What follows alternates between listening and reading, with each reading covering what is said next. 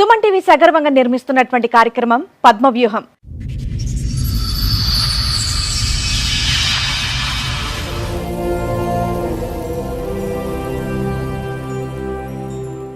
మరి ఈ కార్యక్రమాన్ని సమర్పిస్తున్న వారు 6JVR జమలాపురం వారి రత్నాంజలి. మీ అదృష్టాన్ని మార్చుకోవటం ఇప్పుడు కల కాదు, 6JVR తో సాధ్యం.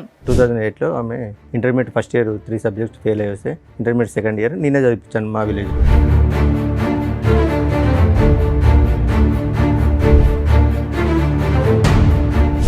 ఎగ్జామ్స్ లాస్ట్ మూమెంట్లో షీఈ్ క్యారింగ్ మేడం.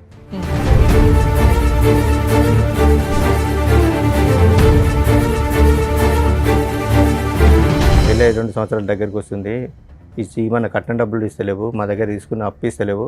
సరే కట్నం అంటే నీ బిడ్డ పేరు మీద తీసుకో, ఏమైనా ఫ్లాట్లు కొనిచ్చుకో, నాకు సంబంధం లేదు. కానీ అప్పుడు నేను వేరే వాళ్ళ దగ్గర ఇచ్చాను కదా, మరి వాళ్ళు నన్ను ఇబ్బంది పెడుతున్నారు. మా డెలివరీ అయ్యి వచ్చిన వెంటనే మీ నాన్నగారు అడిగారు.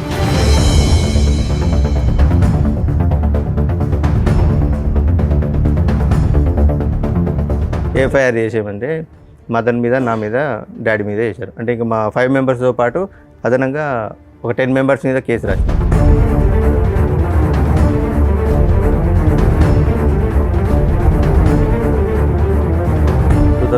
లో వచ్చింది. 2016లో నా దగ్గరకు వచ్చి వేరే పర్సన్ తోటి ఇల్లీగల్ ఎఫైర్ పెట్టుకుని మీరు అరెస్ట్ అయిపోయారు. ఎంసీ క్లోజ్ అయిపోయింది. 498 నడుస్తుంది.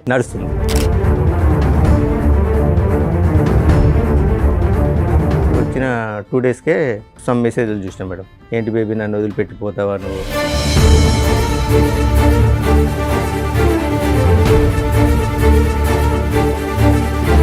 ఏంటిది మెసేజ్లు అని అడిగితే ఇవి మా తమ్ముడు వాళ్ళ గర్ల్ ఫ్రెండ్ మెసేజ్ చేసింది.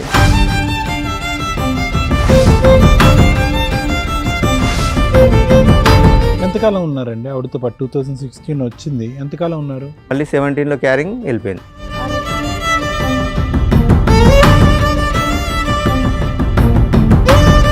ఆమె నాకేదో డౌట్ వస్తుంది, ఒకసారి టెస్ట్ చేయండి అంటే ప్రెగ్నెన్సీ టెస్ట్ చేయించుకుంటే పాజిటివ్ ఉన్నది.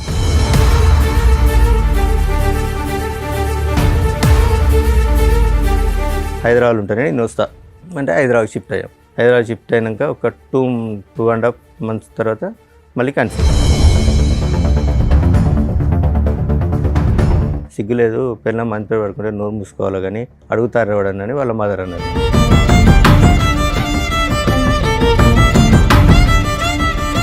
ప్రెగ్నెన్సీ మీదు కాదు అని తెలిసిన తర్వాత కూడా ఉందా? ఉన్నది. మళ్ళీ అబార్షన్ చేయించుకుందా? మళ్ళీ అబార్షన్ చేయించుకున్నది. అదే 2017లో మళ్ళీ నా మూలంగా సరే మళ్ళీ క్యారింగ్.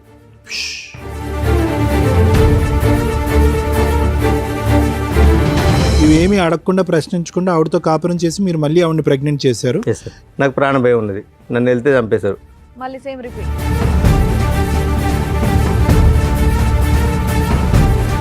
డాడీ నువ్వు మమ్మీని అనుమానిస్తున్నావు కదా, అది నిజమే, ఆ పర్సన్ ఈయనే, ఈ పర్సనే, నీకు తెలిసిన పర్సనే అని చెప్పింది.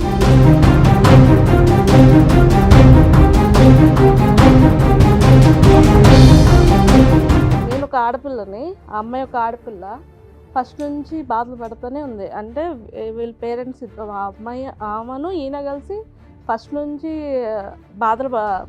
ఇబ్బంది పెడుతూనే ఉన్నది.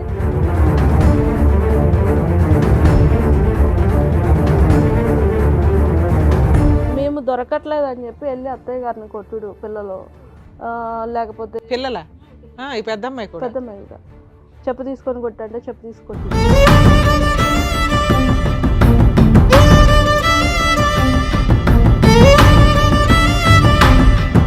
14 సంవత్సరాల పాటు వీళ్ళు కొట్టుకుంటూనే ఉన్నారు. పెళ్లి చేసుకుని పట్టుమని 1-2 సంవత్సరాలు కూడా హ్యాపీగా లేరు, కొట్టుకుంటూనే ఉన్నారు. వీళ్ళిద్దరి యొక్క డైనమిక్స్ ఎప్పుడూ కూడా బ్యాలెన్స్డ్గా లేదు.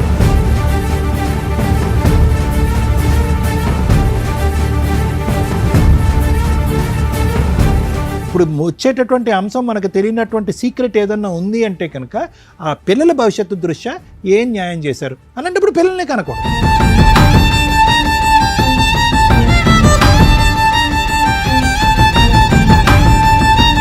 నిజంగా వీళ్ళిద్దరూ చాలా పాపం మూట కట్టుకున్నారు. వరస్ట్ ఆఫ్ వరస్ట్ తల్లిదండ్రులు ఏంటి అంటే ఈ రకంగా పిల్లల్ని ఫుట్బాల్ ఆడుకుంటున్నట్లు ఆడుకుంటుంటే నరకం కనిపిస్తుంది పిల్లలకి. దీని గురించి ప్రతి ఫ్యామిలీ కోర్ట్ జడ్జి సఫర్ అవుతారు.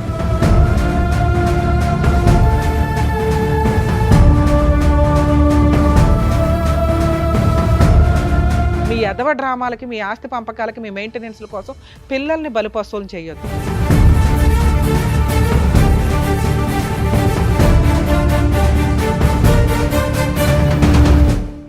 ఈ కార్యక్రమంలో మనతో పాటు ఉన్నారు ప్రముఖ హైకోర్టు అడ్వకేట్ రమ్యాకుల గారు. నమస్తే మేడం. ప్రముఖ సైకియాట్రిస్ట్ డాక్టర్ కళ్యాణ్ చక్రవర్తి గారు. నమస్తే సార్. ప్లీజ్ కూర్చోండి. కూర్చోండి సార్. మేడం, నవీన్ కుమార్ గారు ఆయన ఇష్యూ చెప్పుకోవడానికి ఇక్కడ వరకు వచ్చారు. సో ఆయన ప్రాబ్లం ఏంటనేది కనుక్కొని చెప్తారు. నమస్కారం అండి. నమస్కారం మేడం. సార్ ఎక్కడి నుంచి వస్తున్నారండి? మరి జనగాం డిస్ట్రిక్ట్ మేడం. చెప్పండి సార్, ఇక్కడి వరకు రావడానికి కారణం ఏంటి? అంటే నాకు ఒక ఫ్యామిలీ ఇష్యూ ఉంది మేడం, దాని గురించి వచ్చాను. చెప్పండి సార్. నా పేరు నవీన్ కుమార్ మేడం, మాది జనగామ డిస్ట్రిక్ట్. నాకు 2008లో మ్యారేజ్ అయింది. మ్యారేజ్ అయిన తర్వాత ఒక 1 year మా కాపురం సజావుగా జరిగింది. 2008లో 2008లో అయింది. లవ్ మ్యారేజ్ అరేంజ్డ్ అండి? Love come arrange. ఓకే. మా రిలేటివ్స్, మా అత్త కూతురి. ఓకే. మా అత్తయ్య కూతురి లవ్ కమ్ అరేంజ్డ్ మ్యారేజ్ జరిగింది. 2008లో ఆమె intermediate first year 3 subjects fail అయ్యి వస్తే ఇంటర్మీడియట్ సెకండ్ ఇయర్ నేనే చదివించాను మా విలేజ్లో. ఓకే. 2000 పెళ్లి టైంకి అమ్మాయి మేజరా మైనరా? మేజరే మేడం. అప్పుడు అయిపోయిన తర్వాత 2008 ఎగ్జామ్స్ లాస్ట్ మూమెంట్లో షీఈ్ క్యారింగ్ మేడం. ఆ లోపల ఎగ్జామ్స్ కంప్లీట్ అయినాయి. 2009లో డెలివరీ కానీ వాళ్ళ ఇంటికి వెళ్ళి ఒక డెలివరీ అయిన తర్వాత మళ్ళీ ఒక 6 monthsకి వచ్చింది మేడం. 6 monthsకు 21st ఏజ్ పంపించారు. మ్యారేజ్ కంటే బిఫోర్ మా ఫాదర్ ఒక 50,000 వాళ్ళకి అప్పు ఇచ్చాడు మేడం, మ్యారేజ్ కంటే బిఫోర్. తర్వాత ఆమె వచ్చిన తర్వాత వాళ్ళ అమ్మ డ్రాప్ చేయడానికి వచ్చినప్పుడు, ఏంటమ్మా పెళ్ళి 2 సంవత్సరాల దగ్గరికి వస్తుంది, ఏమన్నా కట్నం డబ్బులు ఇస్తలేవు, మా దగ్గర తీసుకున్న అప్పు ఇస్తలేవు. సరే కట్నం అంటే నీ బిడ్డ పేరు మీద వేసుకో, ఏమైనా ఫ్లాట్లు కొనిచ్చుకో, నాకు సంబంధం లేదు. కానీ అప్పు నేను వేరే వాళ్ళ దగ్గర ఇచ్చాను కదా, మరి వాళ్ళు నన్ను ఇబ్బంది పెడుతున్నారు. మా ఫాదర్ అయ్యి వచ్చిన వెంటనే మీ నాన్నగారు అడిగారు.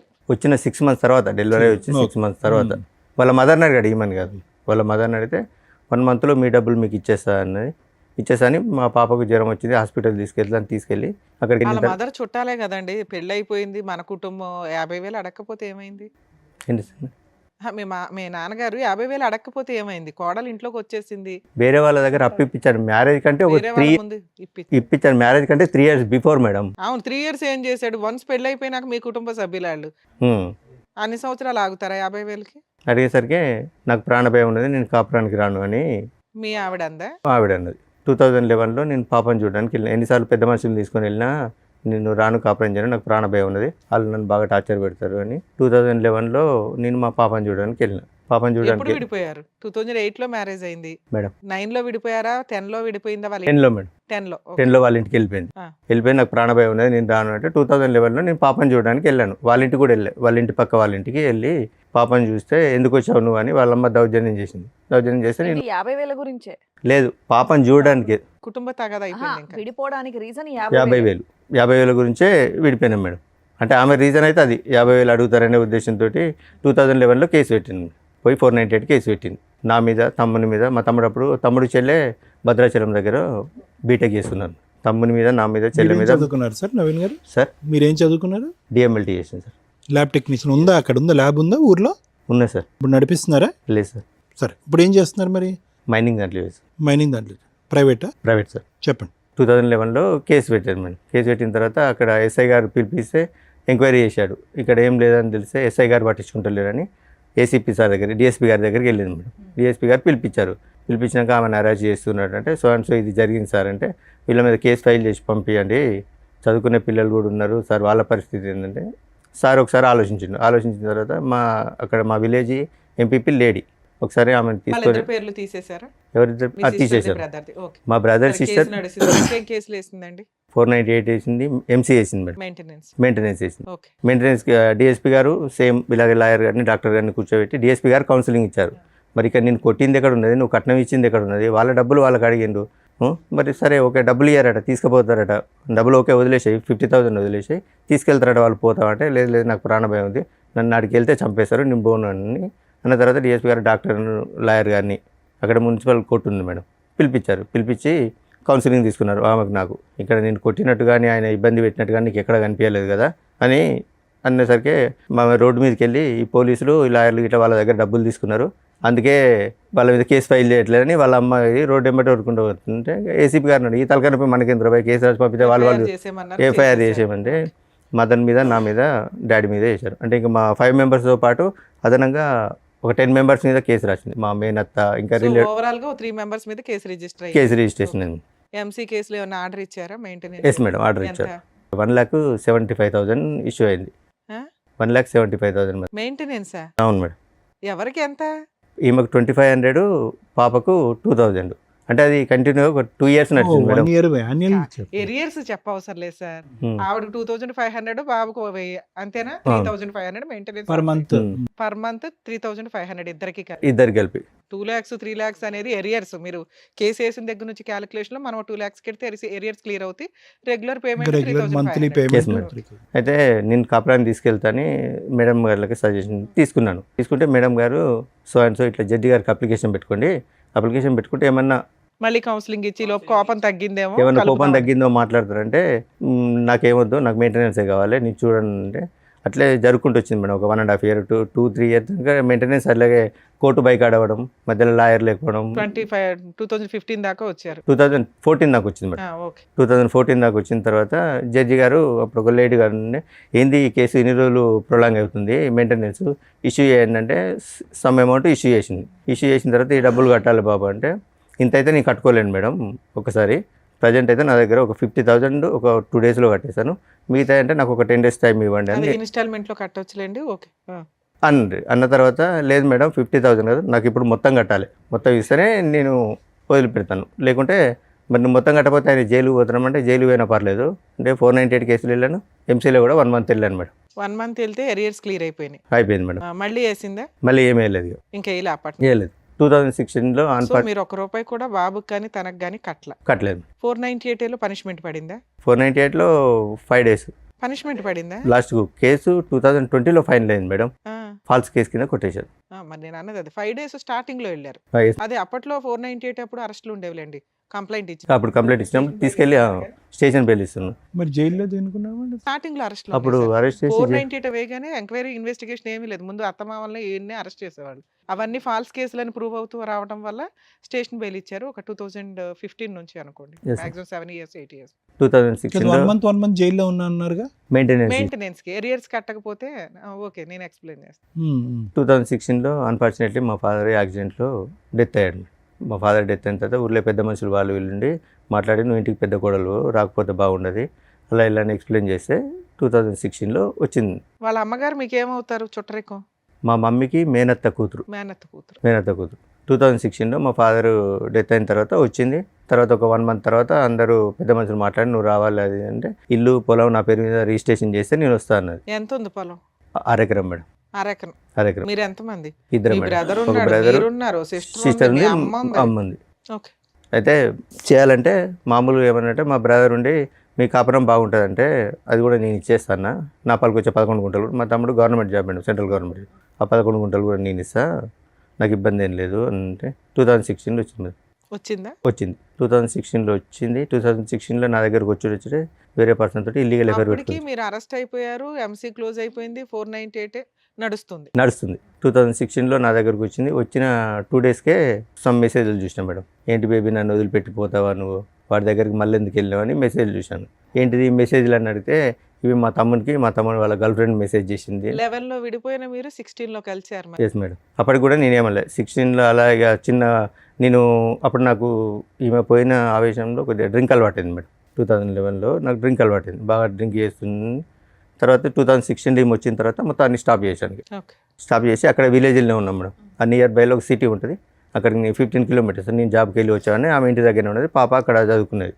సో ఇక నేను డ్యూటీ నుంచి వచ్చేసరికి ఇంట్లో మమ్మీ వాళ్ళతో ఏదో రకమైన గొడవ, ఏదో రకంగా అది గొడవ పెట్టుకొని ఎంతకాలం ఉన్నారండి ఆవిడతో పాటు? 2016 వచ్చింది, ఎంతకాలం ఉన్నారు? మళ్ళీ 17లో క్యారింగ్ వెళ్ళిపోయింది. క్యారింగ్లో వెళ్ళిపోయింది. ఎస్. 2000 మెసేజ్లు రావడం ఇది అంటే మా తమ్ముడు అది మీకు ఇది అని. వచ్చిన 2 రోజులకే తెలిస్తే ఆ అమ్మాయితో ప్రెగ్నెన్సీ ఎందుకు తీసుకొచ్చారు? ఏంటి మేడం? వచ్చిన 2 daysకే తెలిసింది ఆ అమ్మాయి క్యారెక్టర్ ఏంటి అని. మళ్ళీ ప్రెగ్నెన్సీలు నాకేం కన్ఫర్మ్ అయింది అది. ఆ ఫోన్ ఇన్ని రోజులు వాళ్ళ బ్రదర్ వాడిండు, తర్వాత ఈమెకి ఇచ్చాడు మేడం. ఇచ్చిన తర్వాత మా బ్రదర్ వాడిండంటే మా పాప కూడా అన్నది ఇది మా మామయ్య వాడింది ఇన్ని రోజులు అంటే వాళ్ళ గర్ల్ ఫ్రెండ్ చేసిందంటే అవును కావచ్చు అని నమ్మేశాను. అదే నిజమై ఉండొచ్చుగా. ఏంటి సార్? వాళ్ళ బ్రదర్ కమ్యూనికేషన్ ఏమో అది ఈ అమ్మాయి ఫోన్లో మీకు దొరికింది కాదా? అందుకే నేను ఏం అడగలేదు మేడం. తర్వాత ఏమని తెలిసిందా అమ్మాయికి? తర్వాత అలాగే ఊకే చిన్న గొడవలు పెట్టుకొని నాతో గొడవ పెట్టుకొని వాళ్ళ అమ్మ వాళ్ళ ఇంటికి వెళ్ళిపోయింది. నేను హైదరాబాద్లో ఉంటాను, నీతో కాపురం చేస్తానంటే పెద్ద మనుషుల సమక్షంలో మాట్లాడి హైదరాబాద్కి వచ్చేసాం మేడం. మళ్ళీ ఆవిడ చెప్పినట్టు వాళ్ళు వింటున్నారా మీరు? హైదరాబాద్కి వచ్చేసాను. హైదరాబాద్కి వచ్చిన 3 మంత్స్కే నా ప్రమేయం లేకుండా మళ్ళీ ప్రెగ్నెంట్ అయింది. అప్పటికి 2 పిల్లలు మీకు? లేదు మేడం, ఒకతే పాప, పెద్ద పాప ఒకతే ఉంది. రెండోసారి ప్రెగ్నెన్సీ అప్పుడు వెళ్ళిపోయింది కదా? రెండోసారి ప్రెగ్నెన్సీ కాదు, గొడవ పెట్టుకొని వెళ్ళింది మేడం. మీరు అన్నారు కదా మళ్ళీ ప్రెగ్నెన్సీ వచ్చిందని. ప్రెగ్నెన్సీ వచ్చింది మేడం, 2017లో 2016లో వచ్చింది. నా దగ్గరకు వచ్చినప్పుడే ప్రెగ్నెన్సీ వచ్చింది, తీయించుకున్నది. అది చెప్పాలి, స్కిప్ చేసి చెప్పలేదు మీరు. మేము ఆల్రెడీ బాబు పుట్టేశాడు అనుకున్నాం మేము. లేదు ప్రెగ్నెన్సీ తీసేయించుకున్నది మేడం. ఏది ఇంటికి వెళ్ళి అలిగి ఇంటికి వెళ్ళింది? అలాగే ఇంటికి ఏం వెళ్ళలేదు. నాకు అప్పుడు బ్యాక్ పెయిన్ వస్తుంది, మా అమ్మ వాళ్ళ ఇంటికి వెళ్ళి 4 రోజులు రెస్ట్ తీసుకొని వస్తాను, అబార్షన్ చేసుకొని వచ్చింది. కన్సీవ్ అయింది వెళ్ళిందని అన్నారు ఇందాక, మేము కన్ఫ్యూజ్ అయ్యా. సర్లేండి. ఓకే. కన్సీవ్ వెళ్ళింది, అబార్షన్ చేసుకొని వచ్చింది, ఓవర్ బ్లీడింగ్ అవుతుందని ఇంట్లో పడుకున్నది. ఏమైందని నేను ఒక 2-3 హాస్పిటల్ తిప్పిన తర్వాత ఒక డాక్టర్ నుండి చెప్పారు, ఆమె నాకేదో డౌట్ వస్తుంది, ఒకసారి టెస్ట్ చేయండి అంటే ప్రెగ్నెన్సీ టెస్ట్ చేయించుకుంటే పాజిటివ్ ఉన్నది. సారీ, నా తప్పైంది, అన్వాంటెడ్ ట్యాబ్లెట్ వేసుకున్నాను నేనని చెప్పింది. సరే, నా విషయం కూడా ఎవరికి చెప్పలేదు. సరే, ఇప్పుడే వద్దు పిల్లలు అనుకుంటాను అన్నదని సైలెంట్గా వదిలేశాను. ఇక చిన్న చీటింగ్ మాటికి నేను ఆఫీస్కి వచ్చేసరికి మా మమ్మీతో మా మరదలతో, అప్పుడు తమ్ముడు మేము కలిసే ఉండేది మేడం. చిన్న గొడవలు పెట్టుకున్నది. చిన్న గొడవలు పెట్టుకున్నాక హైదరాబాద్ గొడవ పెట్టుకుని వాళ్ళ అమ్మోళ్ళ ఇంటికి వెళ్ళింది. హైదరాబాద్ ఉంటానే నేను వస్తా అంటే హైదరాబాద్ షిఫ్ట్ అయ్యాం. హైదరాబాద్ షిఫ్ట్ అయినాక ఒక 2.5 months తర్వాత మళ్ళీ కన్సీవ్. మరి అడిగాను, ఏంటిది, నేను కనీసం నీ దగ్గర కూడా రాలే, కన్సీవ్ ఎందుకు అయిందంటే కావాలని గొడవ పెట్టుకుని ఆ రోజు రాత్రి వాళ్ళ అమ్మ వాళ్ళు ఒక 300 kilometers దూరంలో ఉంటారు. ఆ నైట్ ఫోన్ చేసి తెల్లారి 5 o'clock రప్పించింది. ఏంటి మా అమ్మాయికి నీ గొడవ అయిందట, ఏంటిది అంటే ఇది ముచ్చటంటే సిగ్గులేదు, పిల్లలు మంచి పడుకుంటే నోరు మూసుకోవాలి కానీ అడుగుతారు ఎవడని వాళ్ళ మదర్ అన్నారు. ఈ విషయం వాళ్ళకి 2017లో తెలుసు. 2017లో తెలుసు. ఆ ప్రెగ్నెన్సీ తోటి అలాగే కంటిన్యూ ఉన్నది. వాళ్ళ ఇంట్లో మగపిల్లాడు ఉన్నాడు కదా, మీ బామ్మరిది ఎవరు ఉన్నాడు, అతనికి తెలుసా ఈ పంచాయతీ? ఇల్లీగల్ అఫేర్ ఉన్నది, అది తమ్మునికి తెలియదు మేడం. వాళ్ళ తమ్మునికి 2021లో చెప్పాను నేను. చెప్పిన తర్వాత కూడా జస్ట్ ఇప్పటికి కూడా సరే 17లో అక్రమ సంబంధం వెళ్ళిపోయిందా? అడిగితే వెళ్ళిపోలే మేడం, ఉన్నది చిన్న గొడవ పెట్టుకుంటా. అది కూడా అబార్షన్, ప్రెగ్నెన్సీ మీదు కాదు అని తెలిసిన తర్వాత కూడా ఉందా? ఉన్నది. మళ్ళీ అబార్షన్ చేయించుకుంది. మళ్ళీ అబార్షన్ చేయించుకున్నది. మీరు అయినా కంటిన్యూ అయ్యాను. ఇక ఊర్లో తెలిస్తే పర్వతం. మా ఫాదర్ ఒక ప్రైవేట్ స్కూల్ టీచర్ మేడం. సాయంత్రం కొంచెం పొలిటికల్గా తిరిగేది. మా మదర్ అంగన్వాడీ టీచర్. సొసైటీ వెళ్తే పరుగు పోతాను, నేను కూడా సైలెంట్ ఊరుకున్నాను. అదే 2017లో మళ్ళీ నా మూలంగా సరే మళ్ళీ క్యారింగ్ అది అలాగే ఉన్నది. చిన్న మీతో అయినటువంటి ఫస్ట్ ప్రెగ్నెన్సీ ఆవిడ ఎందుకు తీయించుకుందండి? ఎందుకు తీపించేసుకుంది ఆవిడ? ఇప్పుడే పిల్లలు వద్దనుకున్నా అని చెప్తుంది సార్. ఓకే. సో ఇప్పుడు మనకి లెక్క కరెక్ట్గా ఉండాలంటే మీతో జరిగినటువంటి ఒక ప్రెగ్నెన్సీ తీపించేసుకుంది, వాడెవరితోనో మీరు చెప్తున్నట్టుగా జరిగిన ప్రెగ్నెన్సీ ఒకటి తీపించేసుకుంది. ఇవేమీ అడగకుండా ప్రశ్నించకుండా ఆవిడతో కాపురం చేసి మీరు మళ్ళీ ఆవిడని ప్రెగ్నెంట్ చేశారు. ఈ ప్రెగ్నెన్సీ ఉంచుకున్నది. అమ్మయ్య, ఈ ప్రెగ్నెన్సీ ఉంచుకున్నది. గొడవ పెట్టుకొని వాళ్ళ అమ్మోళ్ళ ఇంటికి వెళ్ళిపోయింది 2017లో. 2018లో పాప పుట్టినప్పుడు నాకు కాల్ చేసింది. పాప పుట్టిందని కాల్ చేస్తే నేను వెళ్ళి చూసి వచ్చాను. ఇక అప్పటి నుంచి మళ్ళీ రాలేదు మేడం. ఎన్నిసార్లు పెద్ద మనుషులు ఇప్పుడు ఇన్ని అప్స్ అండ్ డౌన్స్ అయిన తర్వాత మీరు కాన్ఫిడెంటా అంటే ఆవిడ ప్రెగ్నెన్సీ గురించి ఈసారి? కానీ అతని పిక్చర్ నుంచి డిసపియర్ అయిపోయాడు ఆ వ్యక్తి? లేదు మేడం. సార్ ఒక అక్రమ సంబంధం అన్నారు కదా, అతను ఇంకా కంటిన్యూ అవుతున్నాడు మేడం. నా స్టిల్ ఇప్పటికి కూడా ప్రెగ్నెన్సీ మీరే అని మీరు అనుకుంటున్నారా? అంటే నేను మెడికల్ ఫీల్డ్లో చేశాను కాబట్టి ఒకసారి మీట్ అయినా కూడా ప్రెగ్నెన్సీ అయ్యే ఛాన్సెస్ ఉంటాయి కాబట్టి నేను సైలెంట్గా. మీరే నమ్ముతున్నారు, మధ్యలో మేము డౌట్ ఎందుకు కానీ. Okay, next. అందుకే నేను దాని గురించి ఏం మాట్లాడలేదు మేడం. 2018లో పాప ఒకటి చూసి వచ్చాను. ఆ తర్వాత కాపురానికి 498 kg ఇద్దరు కాపురాన్ని తీసుకెళ్తే నేను రాను అని చెప్పింది. ఇక అలాగే పోతుంది. 2019లో ఏంటంటే ఆల్రెడీ వచ్చి కలిసిన తర్వాత మళ్ళీ ఇంకా రాకపోవడానికి ఏంటి ప్రాబ్లం? నాకు ప్రాణభయం ఉన్నది.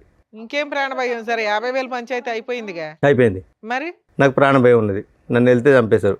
మళ్ళీ సేమ్ రిపీట్. సరే, తర్వాత అట్లా 2019లో పోయింది. 2 పిల్లలు ఉన్నారు మేడం. పిల్లల్ని పట్టించుకుంటలేని సఖి 2011లో వేసిన 498 కేసు 20 దాకా నడిచిందా? 20లో డిసప్పాయింట్ అయింది. ఆయన మధ్యలో కలిసి ఉన్నారు. 2019లో సఖి అని ఫ్యామిలీ కౌన్సిలింగ్ సెంటర్ ఉంటుంది. డివిసిల్ స్టార్ట్ అయినాయి.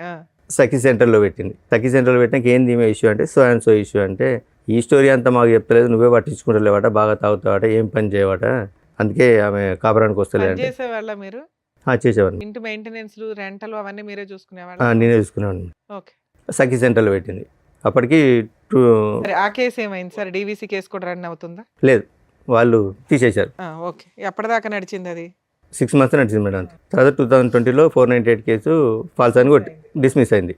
నేను 2 times కాపురానికి రా అని నోటీసులు పంపించాను. 2 పిల్లలు ఉన్నారు కదా, అనవసరంగా ఎందుకు, సరే తప్పు ఏదో ఒకటి సర్దుకుందాంలే అని పంపించాను. కాపురానికి రాలేదు మేడం. ఆ నోటీస్ ఒక నోటీస్ తీసుకుంది, ఇంకో నోటీస్ తీసుకోలేదు. తర్వాత 21లో డైరెక్ట్ నేను డైవర్స్కి అప్లై చేశాను. ఫైనల్ డైవర్స్కి అప్లై చేశాను. కురుక్షేత్ర యుద్ధం కంటే జమన్. డైవర్స్కి అప్లై చేస్తే ఆమె అటెండ్ కాలేదు. 2000 ఎక్స్పర్టీ డిగ్రీ ఇచ్చారు మేడం. ఎప్పుడు ఎన్ని ఇయర్స్ బ్యాక్? 22లో 22లో ఎక్స్పర్ట్ డిగ్రీ ఇచ్చారు. ఎక్స్పర్ట్ డిగ్రీ ఇచ్చిన తర్వాత అప్పటికి 2022లో మా పాప 9th క్లాస్. అంతకుముందు నిజామాబాద్లో చదివేది మేడం. తర్వాత ఇక్కడికి హైదరాబాద్ షిఫ్ట్ అయింది. హైదరాబాద్ షిఫ్ట్ అయినాక నాకు కాల్ చేసింది. ఎవరు? పెద్ద పాప? పెద్ద పాప. డాడీ నేను ఇక్కడ హైదరాబాద్లో చదువుతున్నాను, ఇక్కడనే ఈ పలానా సో అండ్ సో అని చెప్తే నేను మమ్మీ తమ్ముడు అందరం వెళ్ళి కలిసినాం. కలిసిన తర్వాత ఒకరోజు పాప షాకింగ్ న్యూస్ చెప్పింది. డాడీ నువ్వు మమ్మీని అనుమానిస్తున్నావు కదా, అది నిజమే, ఆ పర్సన్ ఈయనే, ఈ పర్సనే, నీకు తెలిసిన పర్సనే అని చెప్పింది. ఎవరా పర్సన్? వీళ్ళ తమ్ముని వాళ్ళ ఫ్రెండ్. తమ్ముడు ఫస్ట్ నుంచి వాడు ఫస్ట్ యాక్చువల్గా ఈ ఎఫ్ఐఆర్ అనేది 2014-15 నుంచే ఉందట. ఓకే. సో ఇప్పటికీ కూడా 21-22 కూడా లైవ్లో ఉన్నాడు వాడు. లైవ్లో ఇప్పటికి స్టిల్ కూడా లైవ్లో ఉన్నాడు. అతనికి మ్యారేజ్ అయిందా మీకు తెలుసు? అతనికి మ్యారేజ్ అయిన 4 పిల్లలు. కూతురే చెప్పాల్సిన పరిస్థితి. ఇప్పుడు ఎంత అండి మీ పాప వయసు? యాజ్ వి స్పీక్ నౌ ఇప్పుడు ఎంత ఆవిడ? No present 16 years. 16. చిన్నామే? చిన్నమే 7 years. 2018 18. years. సరే, తర్వాత ఏమైంది సార్? 2022లో చెప్పిన తర్వాత నేను డైరెక్ట్ వెళ్ళి అతని దగ్గరికి వెళ్ళాను. ఆయన తెలుసు అన్నట్టు, వీళ్ళ ద్వారానే పరిచయం నాకు. అతని దగ్గర మేము చిట్టేసాం, 1 lakh చిట్టేసాం మేడం. వాళ్ళ తమ్ముడు ఫ్రెండ్ కదా? తమ్ముడి ఫ్రెండ్ అని. రైట్. చిట్టేసిన తర్వాత పోయి అడిగాను, ఏమంది చిట్టి డబ్బులు ఇవ్వమంటే మీ భార్య మీ అత్త మామ వచ్చి గొడవ పెట్టుకొని నా దగ్గర నుంచి డబ్బులు తీసుకెళ్లారా అని అడిగింది. ఎంత చిట్టు మీది? 1 lakh మేడం. అయితే అడిగితే ఇప్పుడు వాళ్ళ అమ్మ నాన్న వైఫ్ వచ్చి అందరూ వచ్చి లొల్లి పెట్టుకున్నారు కదా నీతోటి, మరి 8 years నుంచి వాళ్ళ బిడ్డతో తిరిగి ప్రెగ్నెన్సీ అయితే ఏమంటలేరా నిన్ను అన్ని వాళ్ళ వైఫ్ ముందే అడిగిన నేను. అంటే అన్న కాళ్ళలో మా పరువు వస్తే నీ దండం పెడతాను, ఆమె కాళ్ళ మీద పడ్డది. ఎవరు పడ్డింది? వాళ్ళ ఆవిడ. 4 పిల్లలు ఉన్నారుగా. అన్న మా పరువు అవుతుంది, ఇంకోసారి మీ భార్య జోలికి రాకుండా చూసుకుంటా అంటే, అదే రోజు నేను వానికి 12:30కి పోయి అడిగాను మేడం. ఈవినింగ్ 4కి వెళ్ళి ఉప్పల్ పిఎస్లో నా మీద అటెంప్ట్ మర్డర్ కేసు పెట్టింది. ఎవరు? ఈమె నా వైఫ్, ఫస్ట్ వైఫ్. వాళ్ళ ఇంటికి వెళ్ళారా మీరు? ఎవరింటికి? అమ్మాయి వాళ్ళ ఇంటికి. ఇంటికి వెళ్ళకుండానే పెట్టిందా? అయితే నేను ఉప్పల్లో ఉంటాను, ఆమె కూడా ఉప్పల్లో ఉంటుంది. ఒకసారి మెట్రో ట్రైన్ లిఫ్ట్లో పోతుంటే నేను రోడ్ వెంబడి నడుచుకుంటూ పోతుంటే నాకు కనిపించింది, నన్ను ఫాలో అవుతుందని. ఎప్పుడు సెప్టెంబర్లో కనిపించాను మేడం. December 12కి పెట్టింది నా మీద కేసు. ఎటువంటి కాంటాక్ట్ ఏం లేదు. అటెంప్ట్ మర్డర్ కేసు పెట్టి వచ్చేసినాను. చేసుకోలేదు మేడం అప్పటికి. ఏ రాస్తుంది సార్ అటెంప్ట్ మర్డర్లో? అసలు మీరెక్కడ ఉన్నారు, ఆవిడ ఎక్కడ ఉంది, అసలు ఏం రాసింది అందులో? పెట్టేసరికి సార్ ఈయన వెనకాల తిరుగుంటాడు, ఉత్తనే పెట్టరు అటెంప్ట్ లేదు మేడం. ఎంతో కొంత బేసిక్ ఎవిడెన్స్ లేకుండా పెట్టరు. మెసేజ్లు పంపించారా? నేను మెసేజ్లు ఏం పంపించలేదు. తిడుతూ గానీ ఏడుతో పడుకున్నావు, ఆడితో పడుకున్నావని? లేదు మేడం. చూద్దాంలేండి. మరి ఆవిడ అన్ని చేసినా మీరు ఏమనుకుంటున్నారండి? తిట్టకుండా అయితే అటెంప్ట్ మర్డర్ కేసు పెడితే అప్పుడే కోపంతో నా ఫోన్ పలగొట్టాను మేడం. ఎవరితో? ఎట్లా? కిందేసి కొట్టాను నా ఫోన్, రూమ్లో కిందేసి కొట్టాను. ఏదో టెన్షన్ మీద కిందేసి కొట్టాను. మా తమ్మునికి కాల్ చేశారు, మా తమ్ముడికి మా అమ్మకి కాల్ చేశారు. ఎవరు? ఎస్ఐ, ఉప్పల్ పిఎస్ నుంచి ఎస్ఐ గారు ఫోన్ చేశారు. పోలీస్ స్టేషన్లో ఫోన్ పగలగొట్టారా? లేదు బయట ఇంటికాడ. దీనికి వార్నింగ్ ఇచ్చి వచ్చిన తర్వాత టెన్షన్లో కింద పలగొట్టేశాను నేను. ఉప్పల్ పిఎస్ నుంచి మా బ్రదర్కి ఫోన్ చేశారు, మీ అన్నయ్య కలవట్లేదు, ఫాలో అవుతుండట అది ఇది అంటే. ఒక 4 days తర్వాత మా బ్రదర్ వచ్చి అన్న ఇట్లా ఎస్ఐ గారు కంప్లైంట్ ఇచ్చిందట, ఉప్పల్ పిఎస్ నుంచి రమ్మన్నట్టు వెళ్ళాను. ఇంద్రబాబు ఫాలో అవుతున్నాడంటే, ఫాలో అవ్వడం ఏం లేదు సార్, ఇది సో జరిగిన స్టోరీ సార్. నేను ఈమె ఒక పర్సన్తో తిరుగుతాను, అతనికి ఎందుకు తిరుగుతున్నావని నేను అతనికి వార్నింగ్ ఇస్తే వచ్చి అటెంప్ట్ మర్డర్ కేసు పెట్టిందంటే, నువ్వు ఎక్కడ ఉంటావు అన్నాడు. ఇక్కడ ఉప్పల్నే ఉంటాడు. నువ్వు అర్జెంటుగా ఫస్ట్ అయితే మా బ్రదర్ని, మా అన్నయ్య ఇక్కడ కాలేదు మేడం. మరి అదే కంప్లైంట్ ఇవ్వడం ఏదన్నా ఇవ్వచ్చు. పడింది అది అటెంప్ట్ మర్డర్ కేసు పెట్టేశారని పెట్టడం కుదరదు, కంప్లైంట్ ఇచ్చింది. ఓకే, నెక్స్ట్ ఏమైంది? తర్వాత ఏమైంది సార్, మేము పెద్ద మనుషులలో మాట్లాడుకుంటా కేసులు ఏమొద్దని వాళ్ళ బ్రదర్ అండు ఊరికి వెళ్ళినాక పెద్ద మనుషుల సమక్షంలో సో ఇదండి జరిగింది. ఇప్పటికి కూడా అన్నీ మర్చిపోయి, ఫస్ట్ నేను కూడా ఇంతకుముందు చేసినని మర్చిపోతా, ఆమెను కూడా పాత స్టోరీలని మర్చిపోయి, ఇప్పుడు ఒక్కరు పోయి 2 పిల్లలు అయిండు. మీరు ఏం చేశారని మర్చిపోవడానికి? ఏంటి మేడం, నేను కొంచెం హెవీగా డ్రింక్ చేసేది మేడం. మీరు మానేసాను అన్నారు కదా ఆవిడ వచ్చాక 2016లో. మానేసినాను మేడం. మానేసినా కూడా ఇప్పుడు అదే చెప్పుకొని తిరుగుతుంది. ఇంకా పెద్ద మనుషులలో అదే చెప్పుకొని తిరుగుతాడు, డ్రింక్ చేస్తాడు, ఏ పని చేయడు అని అదే చెప్పుకుంటూ తిరుగుతుంది మేడం. అదే నేను చెప్పిన తర్వాత ఏమమ్మా మరి కాపురాన్ని తీసుకెళ్తారటంటే, నేను పోను, వాడు చచ్చిన కిందికి వెళ్ళక వాడు నాకు శవంతో సమానం, నేను మాతో కాపురం చేయను అని చెప్పింది. ఎక్స్పర్ట్ ఆర్డర్స్ ఛాలెంజ్ చేసింది ఆ అమ్మాయి? చేయలేదు మేడం. డైవర్స్ కేసుని చేయలే. ఓకే అనేసరికి మరి నువ్వు ఓకే వాడు చనిపోయిన కిందకే లెక్క, మరి ఇప్పుడు 2 ఆడపిల్లలు ఉన్నారు, వాళ్ళని ఏం చేద్దామంటే, పెద్ద పాప వాళ్ళ డాడీ కావాలంటే వాళ్ళ డాడీ కాడికి పోతా అంటుంది కదా, పోతానంటే పెద్ద పాపను పంపిస్తా, చిన్న పాప కదా నేనే తీసుకుంటాను అన్న తర్వాత ఆమె అన్నది, వైఫ్ అన్నది, ఫస్ట్ ఆమె అన్నది. ఫస్ట్ టైం రెండో ఆవిడ ఉందా? అవును, ఎప్పుడు? 2023లో మేడం. ఎక్స్పర్టీ వచ్చింది. ఎక్స్పర్ట్ వచ్చిన తర్వాత 1 year తర్వాత. అంటే వాళ్ళ పెద్ద మనుషులు ఉండి ఆమె లోకం అంతా లగ్జరీ లైఫ్ లోకంలో ఉంది, నీతో కాపురం చేయది సపరేట్గా ఎక్కి ఆమె గురించి సార్, మీరు డైవర్స్ చేసింది ఎందుకు? ఆవిడ వద్దురా బాబు అని. ఎక్స్ పార్టీ ఆర్డర్స్ వచ్చినాక ఈ పంచాయతీ అంతా ఏంటి సార్? అంటే పోలీస్ స్టేషన్ కేసు, కాంప్రమైజ్, మళ్ళీ కలిసి ఉంటాం అంటాం.